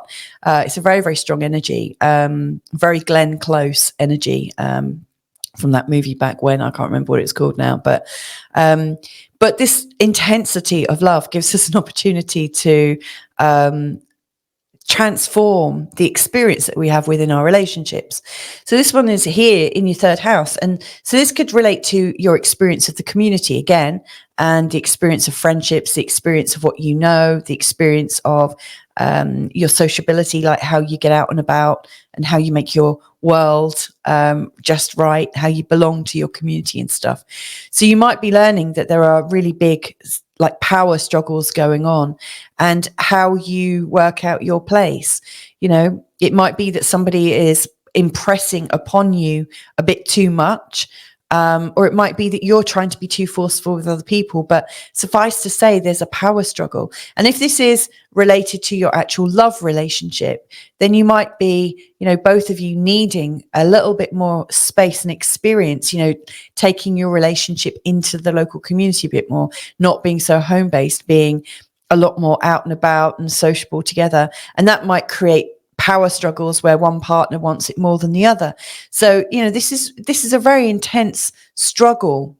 And it can create, when we get through to the other side of it, it creates absolute intense bonding, which doesn't have to be a bad thing. But it's I guess it's the key is to get really clear on what your needs are and what their needs are, and how they can come together without imposing. When I say you could end up with a very intense and bonded couple, what I mean is an intense and bonding couple where your needs are met and you're not having to put expectations or disappointment or resentment onto your partner. So this is a struggle that could clear you of all that rubbish and give you such a beautiful experience. And the same goes for your friendships as well, that you can love your friends without, resentments and jealousies and little petty upsets, or big upsets even. So yeah, that's a helpful one. Again, starting at this time. And then the last one, Mars conjunct Venus. Well, it's the age-old story of boy meets girl, or, however you have it in your life. And the idea that, two minds sometimes create something much bigger. Two hearts can create something so much bigger, where the net result of your love together is so much bigger than the sum is bigger than both parts. Is that right? I don't know if I said that right. So it's a cycle of creation, and it is the energy of doing something together. It's the energy of, I guess, because it's in the 3rd, creating something within your community where you might be sharing information, you might be teaching, you might be just going backwards and forwards and having these lovely little meetups and things like that. But there is an energy of getting out and about and how it enhances intimacy within your relationship. And so that's something to be explored. Do you need to do it more? Do you need to change how you're doing it? But you could really create something powerful at this time. So these are the 3 love cycles, and you'll see this one's a bit different because the squares are happening in different signs, and that's because both Venus and Mars are moving at the same time, or not at the same speed, but they're both moving. Whereas although Pluto is moving, it's moving imperceptibly slow. You don't really see much movement at all from Pluto. Whereas Venus is the faster planet and Mars is slower. So, the first square that comes up has Venus in Virgo and Mars in Gemini. And then the funny thing is, as the next square comes around, Mars is in Gemini and Venus has got Mars is in Virgo and Venus has got back round to Gemini again. So this is a funny old cycle. Venus actually does a lap before they end up coming back round together. So it's a 2-year cycle. It's deeply creative. All right, let's have a look at your Valentine's message now. So with these Valentine's messages, Sagittarius, I'm being really playful because I'm not actually using planets apart from Mars, Pluto and Venus. And then I've put in some asteroids, love asteroids, in fact. So I've got actually asteroid Eros doesn't really sound very loving because he's very sexual and sensuous and he is on the hunt for a mate. So Eros just goes out and gets it, he just chases, and Eros is really, really hot for what you've got. Asteroid Amor is about our desire for absolute pure love and coming together. The idea of something really sacred.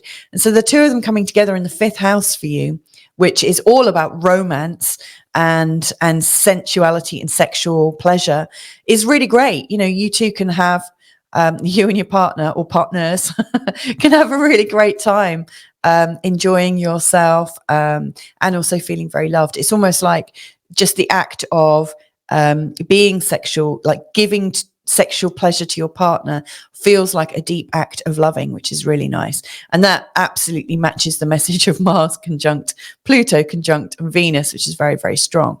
One thing to watch out for is asteroid Psyche. She needs to feel valued. So she is crying out for love right now. It's your soul's cry. It's really sort of saying, what is your soul crying out for in terms of love? Like what might be missing? What's not quite the full picture? And here she doesn't feel valued. She maybe doesn't see how gorgeous she is. She doesn't see how lovable she is. So, on this day, Sagittarius, you've got to do your homework. You've got to do your work too. And that is, you have to appreciate yourself. You have to see how lovable you are so that other people can also, get the memo and take the hint. Finally, asteroid Valentine is showing up in quite an orderly way.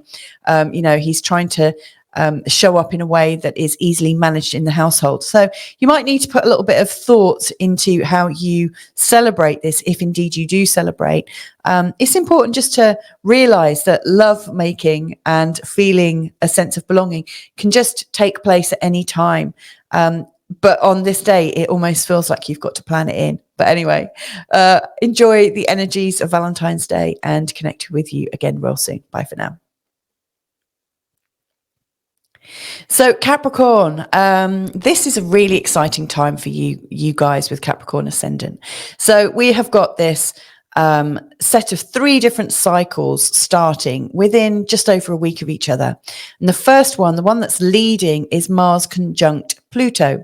So on the 14th, on Valentine's Day, there's this very, very intense conjunction between Mars and Pluto.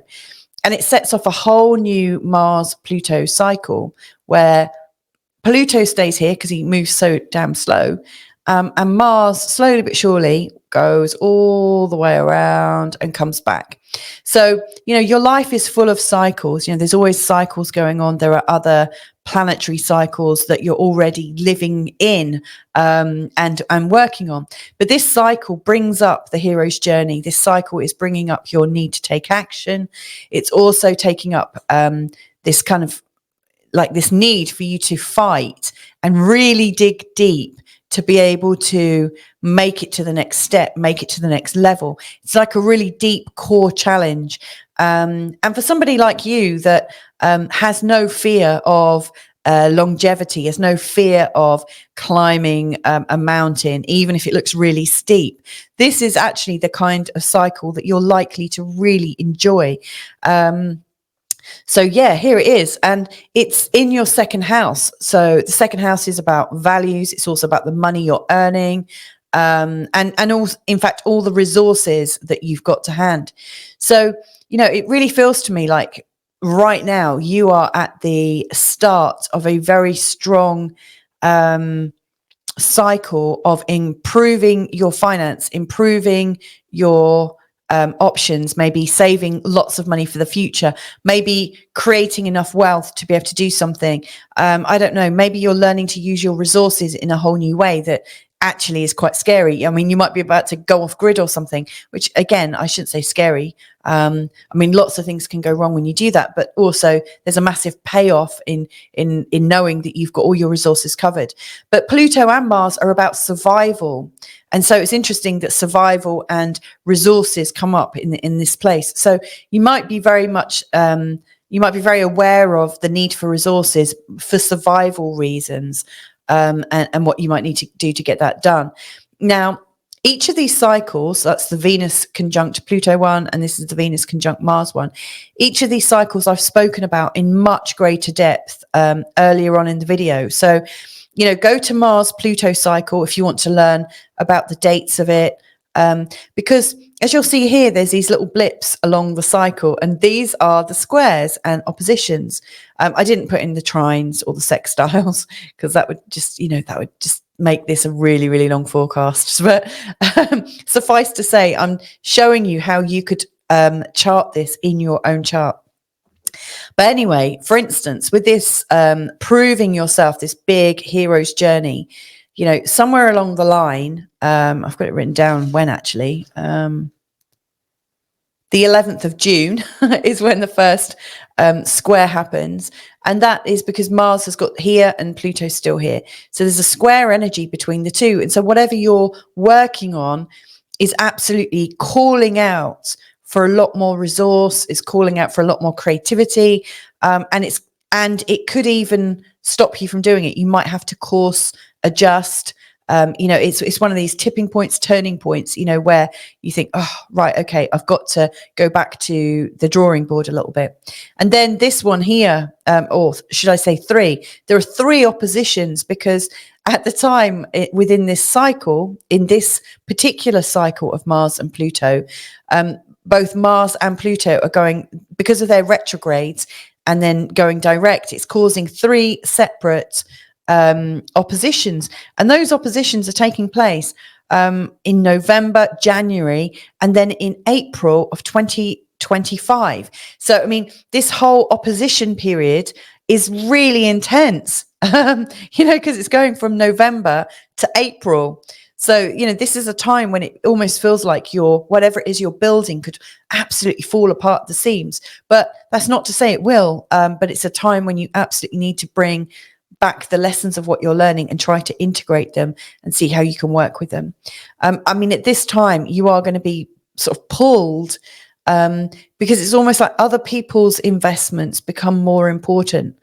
So it's like finding the balance between you earning money and you being gifted money, or having to accept money and resources from other people, which sounds great, but all of those things come with expectations, which is why I think shame, blame, guilt, anger, regret, resentment all live in the 8th house. So anyway, that cycle will come back. And you can see all the dates if you go back to each of the cycle sections. But anyway, moving on to Venus conjunct Pluto. So Venus conjunct Pluto starts on the 17th of February. And it is all about transforming love. So here we've got this energy of frustrating love that wants to be controlled, like stalker love, where somebody's passions for you or other things become absolutely intense in your life. So it's that energy of intensity, of emotion, and feeling. Is like intense feeling. And of course, this creates massive love power struggles that you really probably want to think about resolving. Now here it's in the second house. So the Venus in the second house, Venus naturally is a ruler of the second house. I mean, she's associated with it because, you know, the second sign of the zodiac is Taurus. It's ruled by Venus. So she has a natural affinity with being in this house. And, you know, she's not just about love. She's also about wealth. So I think with Venus, the Venus-Pluto cycle coming here for the first time in Aquarius in your chart, I think this is absolutely about, you know, the frustration with trying to create wealth, you know. So it's almost like a wealth power struggle, almost like you're able to earn it but somehow not keep it, or you're able to grow it but maybe a partner in your life is struggling you on that, you know, is giving you some big challenges. Are you having to earn more to keep your partner? Are you the main breadwinner? All sorts of different things that involve wealth and partnership. So it's a really big, challenging cycle landing in your chart that you might choose to explore at a much deeper level. And this is a shorter cycle that resolves itself around about the 7th of December at the point where a new cycle replaces it. So each time you're going around, hopefully you're going around and, you know, you're bringing more opportunity and you're on the way up rather than round and down in a sort of downward spiral. And then the final one is Mars conjunct Venus, which also starts at this point, or just after. It's early days in the sign of Aquarius. It's on the 22nd of February, and it takes just under 2 years to come to its fruition. When it does come to its fruition, Mars and Venus meet up in the sign of Capricorn. So there won't actually be any more Mars-Venus conjunctions in Aquarius for another 30 years or so. I think it's like 2056 or 2050, something like that. Anyway, with these two coming together, you've got the story of boy meets girl, or however you have it from your worldview, but it's the idea of 1 + 1 = more. It's a cycle of creation. It brings people together. And it's bringing opposing energies together. So a thrusting energy and a yielding energy. Obviously, those two attract each other quite beautifully. And when you've got this cycle working beautifully, it's enhancing intimacy between all of the parts. So you could be saying that these parts are your relationships. It's you and your partner. Somehow you are creating something with the energy of wealth. And through creating that energy of wealth together, you're creating and enhancing intimacy between you. So it might be that in your partnership right now, you're both really yearning to start a business or to think about how you can create more wealth. You don't have to do it just through business. You could be, I don't know, stocks and shares, all sorts of different things. So there's loads of different ways of doing that. Or it could be that you're, because also, you know, the second house is about valuing yourself. How do you value yourself? What's your market price according to you? You might be doing something. You might be creating with yourself. You might be using the energy of Venus, which is love and friendship and flow, and your Mars, which is your absolute desire to be strong and to use force and determination. And you might be creating something within yourself that allows you to value yourself more. So yeah, there's so many different ways to see this energy. One thing that I notice about this, obviously with the other two cycles, Pluto is slow moving, so he's staying here, and the other planets are the explorers creating these squares and stuff. But with Venus and Mars, they're both moving, and Venus is moving faster. And in fact, before they next meet up, Venus actually does a lap, a whole lap. So yeah, so Venus, like in the first square, Venus gets around to Virgo and Mars reaches Gemini. By the time they do their next square, Mars has got to Virgo and Venus has lapped Mars and is back in Gemini. So the two squares to do with this Venus-Mars cycle are both with the energy of Mercury and Gemini, which are both ruled by Virgo and Gemini both ruled by Mercury. So you might find that when whatever you're building together and whatever intimacy you're creating, when it comes to those difficult moments, you might have to go into the mind to be able to resolve it. So there you go. I hope that's helpful. Now, should we have a look at your Valentine's update as well? So I'm being very playful in terms of the Valentine's updates. So I've got Mars, Pluto, and Venus in their position at sort of 0 degrees in the sign of Aquarius. Now, I've added in some love asteroids with different aspects. You know, they bring a different thing to the mix just to be playful and to see if there's anything that can be helpful for you. So the first thing is we've got asteroid Eros, which is very much about our sexual urges, all down here.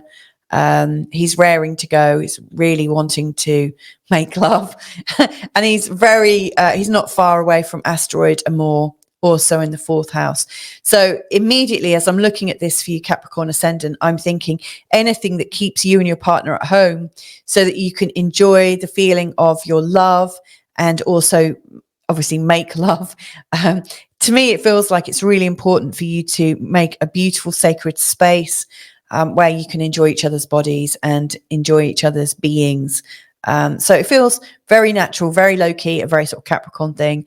You don't have to go wild and spend a ton of cash or anything. All you need to do is create this little love nest and just enjoy each other's company from, you know, the pleasure, from the perspective of being at home. Now, asteroid Psyche is just saying what your soul might be crying out for or need more in terms of love.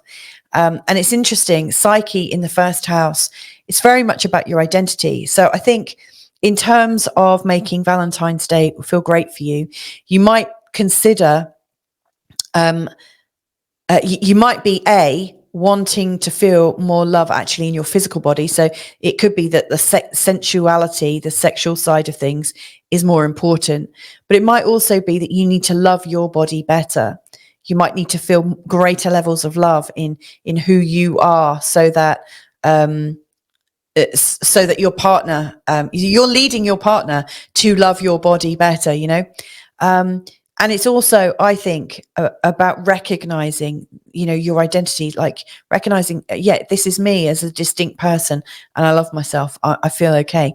So I think you have to do a bit of work there. You have to get into the right mood. You have to absolutely let go of any insecurities on that day. Don't let those play out because here's where your focus wants to be. And then asteroid Valentine, really showing how somebody might indicate that they want to spend time with us, or how we might announce our love for somebody. It's in the 5th house, which is playful. It's very much about starting new things. It's a place where we create together. Where we're creating, sorry. You know, so it might be like the yearning for a child. It might be that you want to, you know, Valentine's Day isn't about you and your partner. It's actually about your whole family. You might choose to extend it out and involve the children and have some fun. But really what I see here is this is very low key, which makes sense totally by the Capricorn personality. It's low key, but it's about what you're putting into your day that's most important. So enjoy that. Lots of love to you.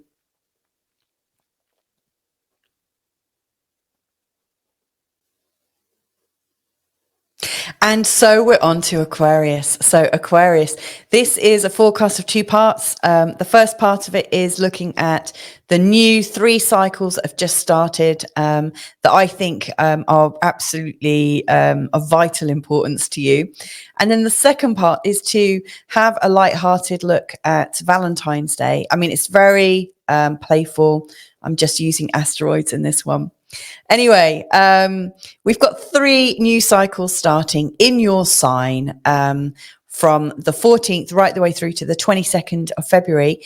And these cycles, you know, the Mars and Pluto one and the Mars and Venus one are 2-year cycles. So they are cycles of discovery, especially for you if they are right in your 1st house. So yeah, this is a big time. So let's explain this now. So the first cycle is the Mars conjunct Pluto. It's a Mars-Pluto cycle because Mars and Pluto have just come together in a conjunction. It's a very, very strong conjunction. It's the first time Mars and Pluto have come together in the sign of Aquarius for over 250 years. And it's coming into your chart or impacting your chart in a very, very strong place. Now, it takes a whole just under 2 years for Pluto stays here. Mars carries on moving all the way around. And then Mars finally comes back and they join, and then they start another cycle. And all of the next cycles that they do together for the next 20 years will be in the sign of Aquarius. So, this is really setting a new theme for you. Now, what is this cycle about? Well, it's about your fighting spirit, your need for a hero's journey. It's like you're aware of something that you want to change, very much about your identity, not necessarily like, obviously, gender politics. You might be fooled into thinking it's all about gender. But identity politics, I guess, could be anything, like, do you feel sexy? Do you feel strong in your body? Do you have to review how you do your boundaries? Is your life getting out of control because you're not in control? So, it could have so much to do with your persona that people see. But you may have found that, you've been playing a part for a while, and now you're ready to reclaim sovereignty over who you really are. So there's all these kinds of things going on. Now, when this happens, like Mars in a conjunction with Pluto, you're given the strength, or you find the strength, because you realize there's something worth fighting for. There's something really strong going on for you. This is a very strong cycle. And the fact that 2 days later, Venus is in a conjunction with Pluto, and she whips through this, and this cycle actually ends in December of this year. And then Venus and Mars are also making a cycle in a very similar place in Aquarius, not 0 degrees, a little bit further on. And then the two of them are moving around and interacting with each other before coming back again around. They make their next connection in the sign of Capricorn. But this is a really strong set of cycles that are going on for you, all about your identity. Now, earlier in this video, I have got sections. I've got a section about Mars-Pluto cycle. I've got a section about the Venus-Pluto cycle and Mars-Venus cycle. And in each of these cycles, I actually give the dates of when there is a square, when there's the opposition. In these two, I also put in the trines as well, when things go a bit easier. But suffice to say, there are the key dates to help you on your journey. So if you are wanting to set up, I don't know, you might be wanting to get fit, you might want to run a marathon or something, whatever you're working on that's requiring this maximum effort and this deep drive, like you've never known anything before, nothing like this has ever happened before. This deep drive in this part of your chart is really moving you forwards. But the first challenge is going to be happening, I think, around the 11th of June. Just checking my notes. Look how scrappy they are. So around the 11th of June, and that challenge to you is coming from the home. So it almost feels like you're really driven to change your body and really driven to change your persona, and yet there's a side of you that just wants to be at home, wants to be enjoying what home life is like, or maybe the people in your house are having more fun without you.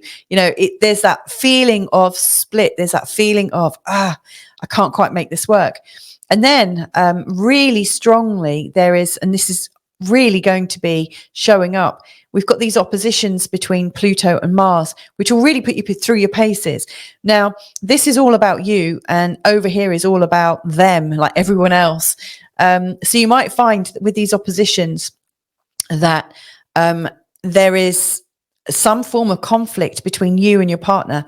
So whatever it is you're trying to create right now, you want to watch how it is affecting your partner, and how are they affecting your ability to carry out what you're wanting to carry out. So during these times, and it's in November, I think January, the 3rd of November, the 3rd of January 2025, and then the 27th of April. So there's this really big window here with this cycle from November to April, when it feels like you're trying to get the project back in balance, where whatever it is you're working on, it feels like there's conflict coming from partners and people in your life. So it's important that you consider that.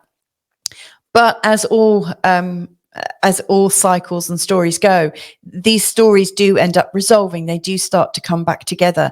They do start to make their way together. And then all of a sudden it makes sense. and then a new story launches, so this is the start of a whole new script for you. Bear in mind that the Mars Pluto script and the Venus Pluto script, they're going to be in Aquarius for the next 20 years. And it also means that the oppositions that they have are always going to be in the sign of Leo for the next 20 years. Now, you might want to consider what that might mean, and where conflict has come up for you between you being you and other people being themselves. This to me is a real strong message about finding sovereignty and allowing other people to have their sovereignty, because you might struggle in this cycle, but you can be sure this cycle is going to come round again and again and again. So it's going to be like a bit of a familiar friend that's going to pop up, and you go, oh God, it's this thing again. So why not just refine it as much as you can this time round and next time round, so that by the time you get 20 years on, it's not even registering with you, So that's just a little word of advice. So Venus conjunct Pluto. So the Venus-Pluto cycle is the intensity of love. It's where we love something so intensely, we almost want to possess it and take it over. Pluto energy is very strong and commanding and wants ownership of everything. And so, it's where love isn't free to be itself. It's like love is controlled, love is manipulated, where one person is controlling the agenda within a relationship. And of course, that never really happens quite like that, because some people, and I'm not arguing for narcissists, I'm not arguing for victims, or vice versa. I mean, my energies are very much to support people who are bullied and undermined and this, that, and the other. What I'm saying is there is always a pattern. There's always something going on. And I have observed, and this might not be true for you, or it might be, you might recognize it and say, yeah, maybe I do that a little bit, but, and everything is okay, because we're all humans here. But you might find with these Venus-Pluto conjunctions and these situations of passionate love, intense love, bullying love, that also there is a victim love, and a pacifist love and a submitting love, but there is still control there, because Pluto is about control. And some people, and you might know this from your mom or, your dad or other grandparents, like you might see this as a pattern that goes through your family. You might have somebody who controls love by being a victim. So it works both ways. It really does work both ways. But obviously, if you are I'm not making light of your unique situation. That's not my intention, but it's worth analyzing that, because, this is going across this part of your chart about you versus everyone else, you versus your partner. So if there is a power struggle that is likely to come up each time Venus and Pluto go through their cycle, I guess getting clear about it is important. And this isn't just happening to you, it's happening to everyone. But for everyone with Aquarius ascendant right now, using a whole sign system, this is highlighting as an issue. So yeah, I wonder what you might choose to do. I recommended earlier a lovely book, which I'm just about to reread and go deeper with. And it's written by Siobhan Nicolau, and I can't remember the title now. Let me just... I've got it here somewhere. It's about reclaiming our sovereignty through love and self. So let me just read it. We are reclaiming self through the sovereign way of self-love. So it is about self-love first, learning that you have to love yourself first fully. And of course, when you love yourself fully, you'll want other partners. You want your partners to love themselves fully too. But to me, this is very much about boundary issues, and also giving freedoms to people. Aquarius is very much about freedom, and Leo is very much about sovereignty. So, like Leos want to be sovereign in themselves. They want to be king in their own castle. They want to be able to live their own life and express themselves in their own way. The Aquarian energy is very individualistic, although it does quite do well with very socialistic and and progressive narratives often, because it's about creating something that's creating equality for everyone. And so it's like, whose system is going to impose on that. And earlier I also maybe rant is more of a, not a rant, was it? Just a very opinionated piece, actually. Where I was talking about the boomer generation that had Pluto in Leo, and of course, the new generation being born right now that have got their consciousness very much in the Aquarian way of being. These guys are here to smash down the world of these guys. And yet we don't have to do it as a fight. We can lovingly accept our ancestors, and hopefully they can lovingly accept the needs of you guys coming in. So it's about giving everyone the space to be themselves, but it starts with you doing that for yourself. So I think that's a really strong thing to consider at this time when all these cycles are coming around. The last one then is Mars conjunct Venus, which starts on the 22nd of Feb. It's a 2-year cycle. It's a bit different to the other two. With the other two, with Pluto stays here pretty much, maybe moves a degree or two, but he's pretty rooted here. He's very slow. With this cycle, both Mars and Venus are both moving. Now, they're not moving at the same speed. Venus is much faster. And so, they have like the first square that comes up, Venus is in Virgo and Mars is in Gemini. Then they have their opposition where Mars is in Leo and Venus is back round to Aquarius. And then they have their next square where Mars is in Virgo and Venus is in Gemini, and then they come back round together again. So it's interesting with these guys, we have the same polarity in terms of the opposition, but we also have these squares in Gemini and Virgo, which are both ruled by Mercury, showing that when things get difficult in this cycle, you might need to use your head, not just your heart and your gut. It's like engaging in all of those. But anyway, this is a slightly more lighthearted, I would say. It's a cycle of creation. And given that it's happening at this point in your chart, this is huge. So it's the coming together of boy meets girl, or however you have it. It's the coming together of the components in your chart. It's bringing things together that might seem opposing and different. And they're magnetized. So you're on this new journey where things that appear opposite are coming together to create something. It's like a sort of big chemical event, where things come together and there is a reaction that's far greater than the sum of the parts. Now, if you're using this in terms of love and relatedness, then this is a really great journey. This journey of creation, you could be creating your relationship to self and with your lover. You could be learning to appreciate each other for your own individuality a lot more and see what happens on that journey. But whatever you're creating, and it could be that you're creating a business together or creating a new way of being in the world, could be to do with creating new bodies together, given that it's the first house that's emphasized. But whatever's going on is enhancing your intimacy. That's the important thing. With Mars and Venus, it's about enhancing intimacy so that things are coming together and something is growing from your being. So I hope that's helpful. Now, with each of these cycles, like I say, you can go into the past or back into the video in the past, go to Mars Pluto cycle, Venus Pluto cycle, Mars Venus cycle, and there will be all the dates that you need for these crisis points and oppositions. Let's have a light-hearted look at Valentine's Day now, shall we?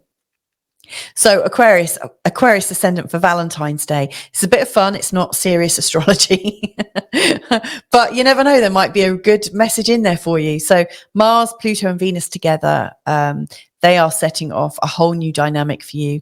And on Valentine's Day, that is especially true. Yeah, you're really feeling very vital, very attractive, and actually quite commanding right now with all of these energies in this very strong place in your chart. Now, we've also got asteroid Eros that I've put in. He's quite horny.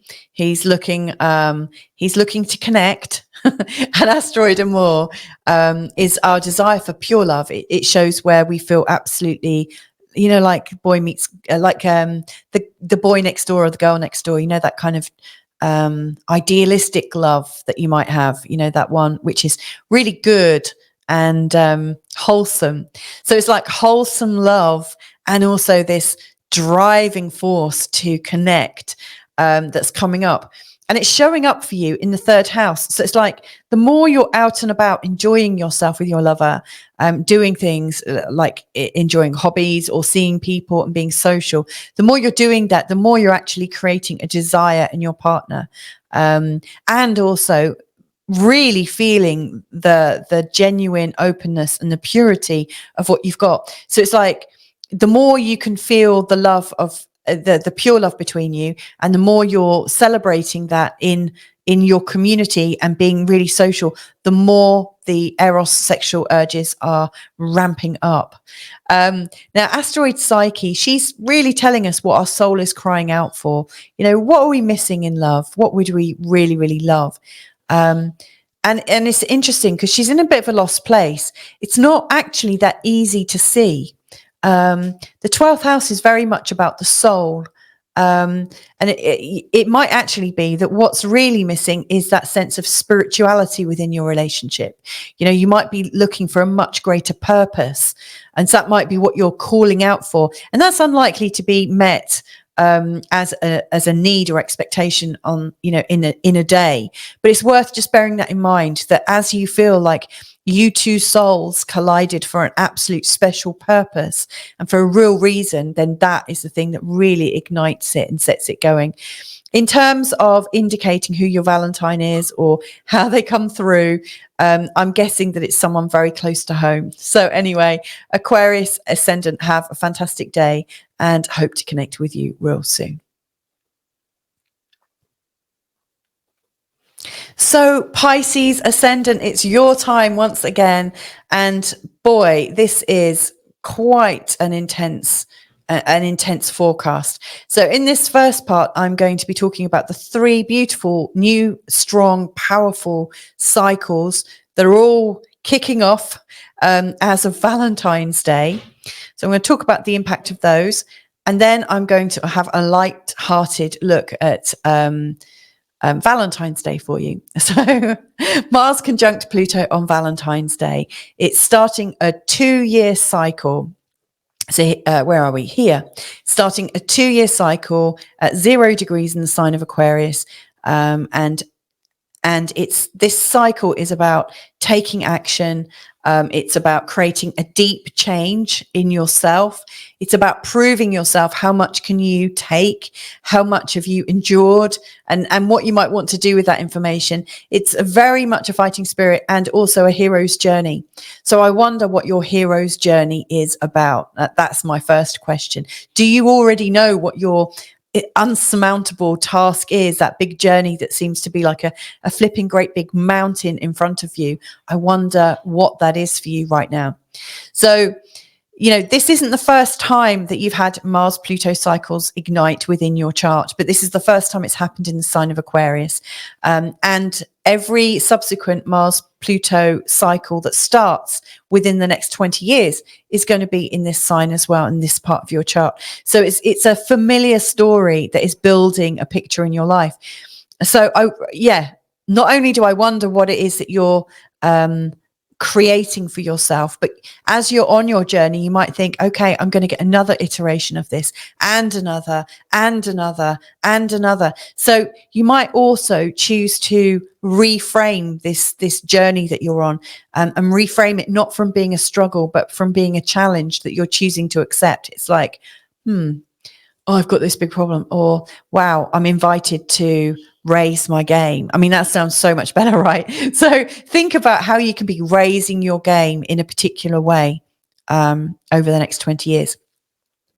So with each of these cycles, there is a separate section within the video much earlier on. So for instance, there's a Mars-Pluto cycle, Venus-Pluto cycle, Mars-Venus cycle. And with each of these sections, I give you the important dates of when you might be challenged in your cycle, and what you might want to do about it. So for instance, let's assume that you're on this new challenge, you're taking yourself in a whole new way. I mean, this is emphasizing the 12th house. So this is soul level work that you're doing. This is dream work. This is also very much about unraveling all of those parts of you that you think aren't quite right. So those fears and insecurities that you might have, all those things in your programming. This is about cleaning up your soul area. And I'm not saying it's grubby. We all have these like crowded areas of our unconscious mind that it's just like full, so full that we can't quite see what's going on. But you've got a challenge here to really change the way you think at a fundamental level. So yeah, I mean, this could be a time of increasing wisdom. This could be a time of increasing peace within yourself. This is almost like the ultimate story of reclaiming who you are. So yeah, quite a journey that you're on. And as all good journeys go, as all good stories do, we have challenge points on these hero's journey. So, you know, you might set out on this new thing of, yeah, I'm going to learn. I'm going to take on a teacher, or I'm going to examine my own thoughts. I'm going to do journaling, or whatever it is, something quite internal, I would imagine. And then along the way, you come to a crisis point. Now, is that all of a sudden stuff opens up to you, and then you're like, whoa, well, that's too much. So it's your first challenge. And then there's this very strong challenge here. And I've got some advice for this one, actually, because Pluto is here and Mars is moving around. Now, this represents 3 separate oppositions between Mars and Pluto taking place between November 2024 and April 2025. So it's a window of opportunity of 5 months. And by opportunity, I actually mean it's a window of frustration, because Mars and Pluto are in opposition for that long. I mean, it's going to be giving everyone a headache for different reasons, you know, and I wonder what is going to go on in the world between November and April of next year. I mean, that's really big, but it happens on the 3rd of November. Is that the day after the big elections? Oh gosh, I wonder what's going on. But like, Pluto is this force that is like, it has to be like this. It has to be like this. And then Mars coming over here is like, we want to be free. We want to be free, and we'll fight for our freedom. So God only knows what's likely to be stirred up with. It's not just American elections this year. There's a lot going on. So yeah, big old challenges. Now there is another cycle starting at this time, and that is a Venus-Pluto cycle. Starts on the 17th of February, and it resolves itself by the 7th of December this year. Now, Venus conjunct Pluto is about transforming love.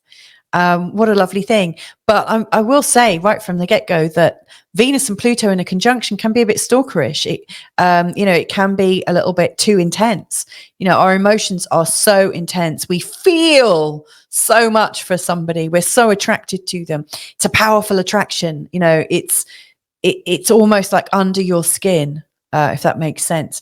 And so there is at some level a very deep power struggle between the thing that you're so attracted to and you absolutely want and you want to possess, and then most likely the thing that doesn't want to be possessed by somebody who's crazy. You know, so it's very attracting and also very repelling at the same time.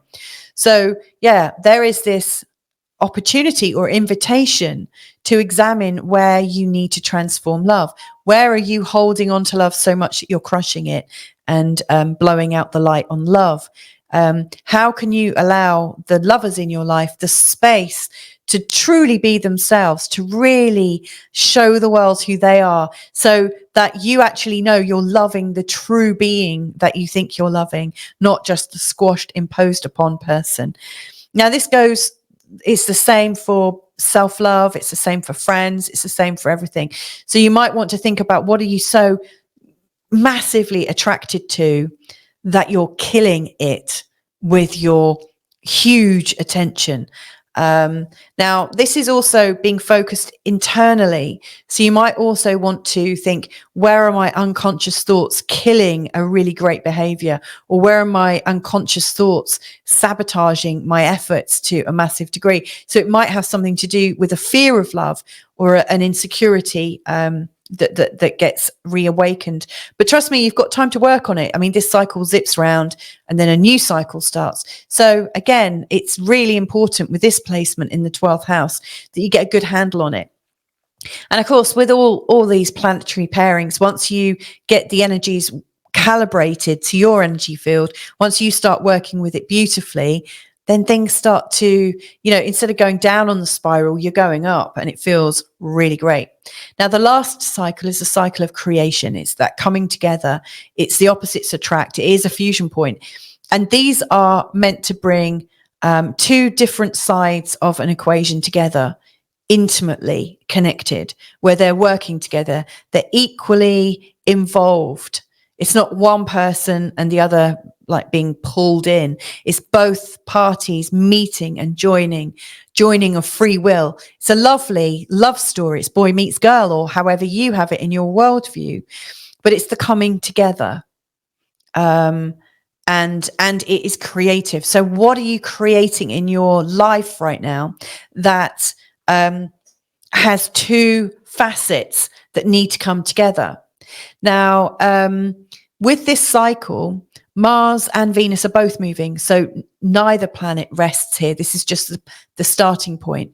But Venus moves a bit faster. So at the time of the first square, Venus is here in Virgo and Mars is here in Gemini.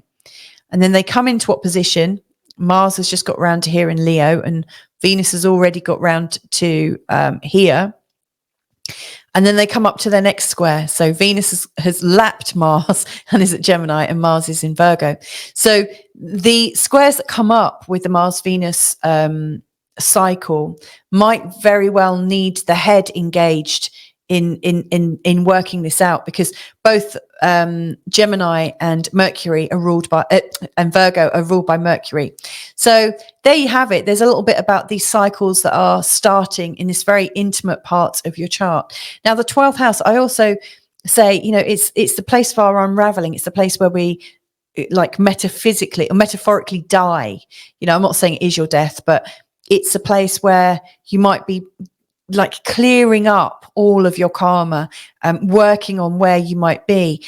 And as such, it also has to do a little bit with migration. For those people who move away, it often represents your new home country, because it's the place where you're going to lay your head on the pillow. So you might, if you have migrated, and I do know I have a Pisces ascendant person that listens to this who lives in another country.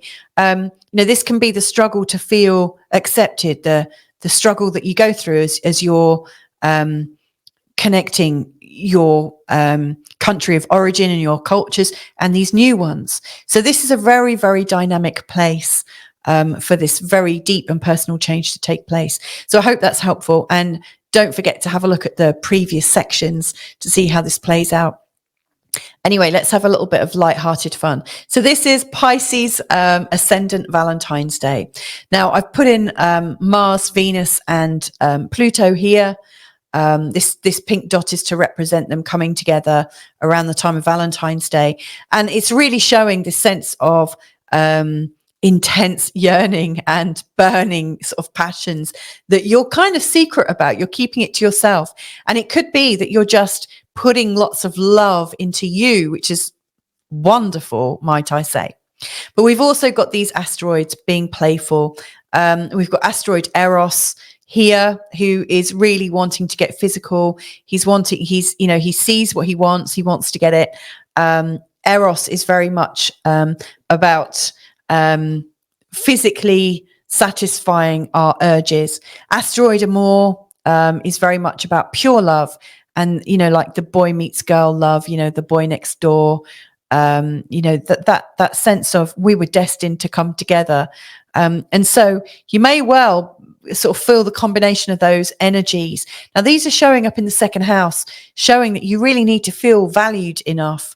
You need to value yourself enough to really bring this energy out. But this is absolutely about, you know, when we're physical with our mate, we feel more loved.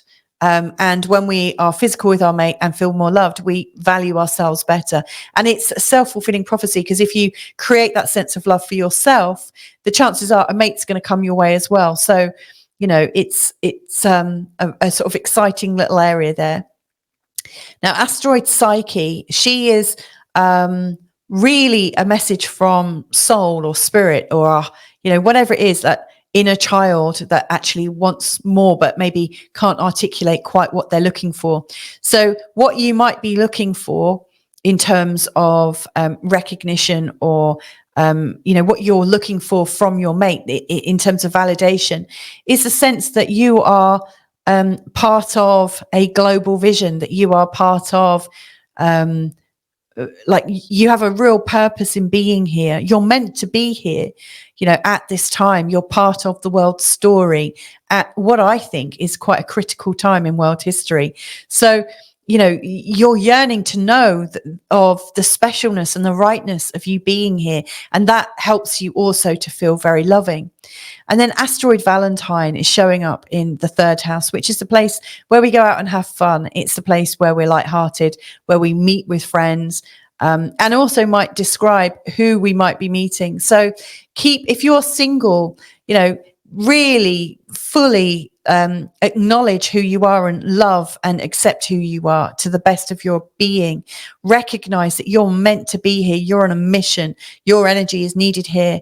And then just get out and about and enjoy yourself with friends and see what happens. So anyway, I hope that was helpful to you, Pisces.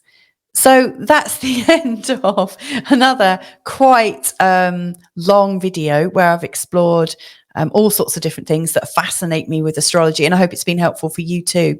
I couldn't have done this, however, without my sponsors. So I just want to give them a shout out. And in fact, in the space of recording this video, I got a new sponsor. So thank you, Roseanne, for joining my list. But thank you so much to all of you that have contributed, because that's made my day. And it really helps me continue. Yeah, who knows where this will go, but you know, it really helps me. And you can join me on YouTube if you wanted to sponsor the channel on a regular basis. There's a link below in the description, and any donations are gratefully received. You do get some perks for that.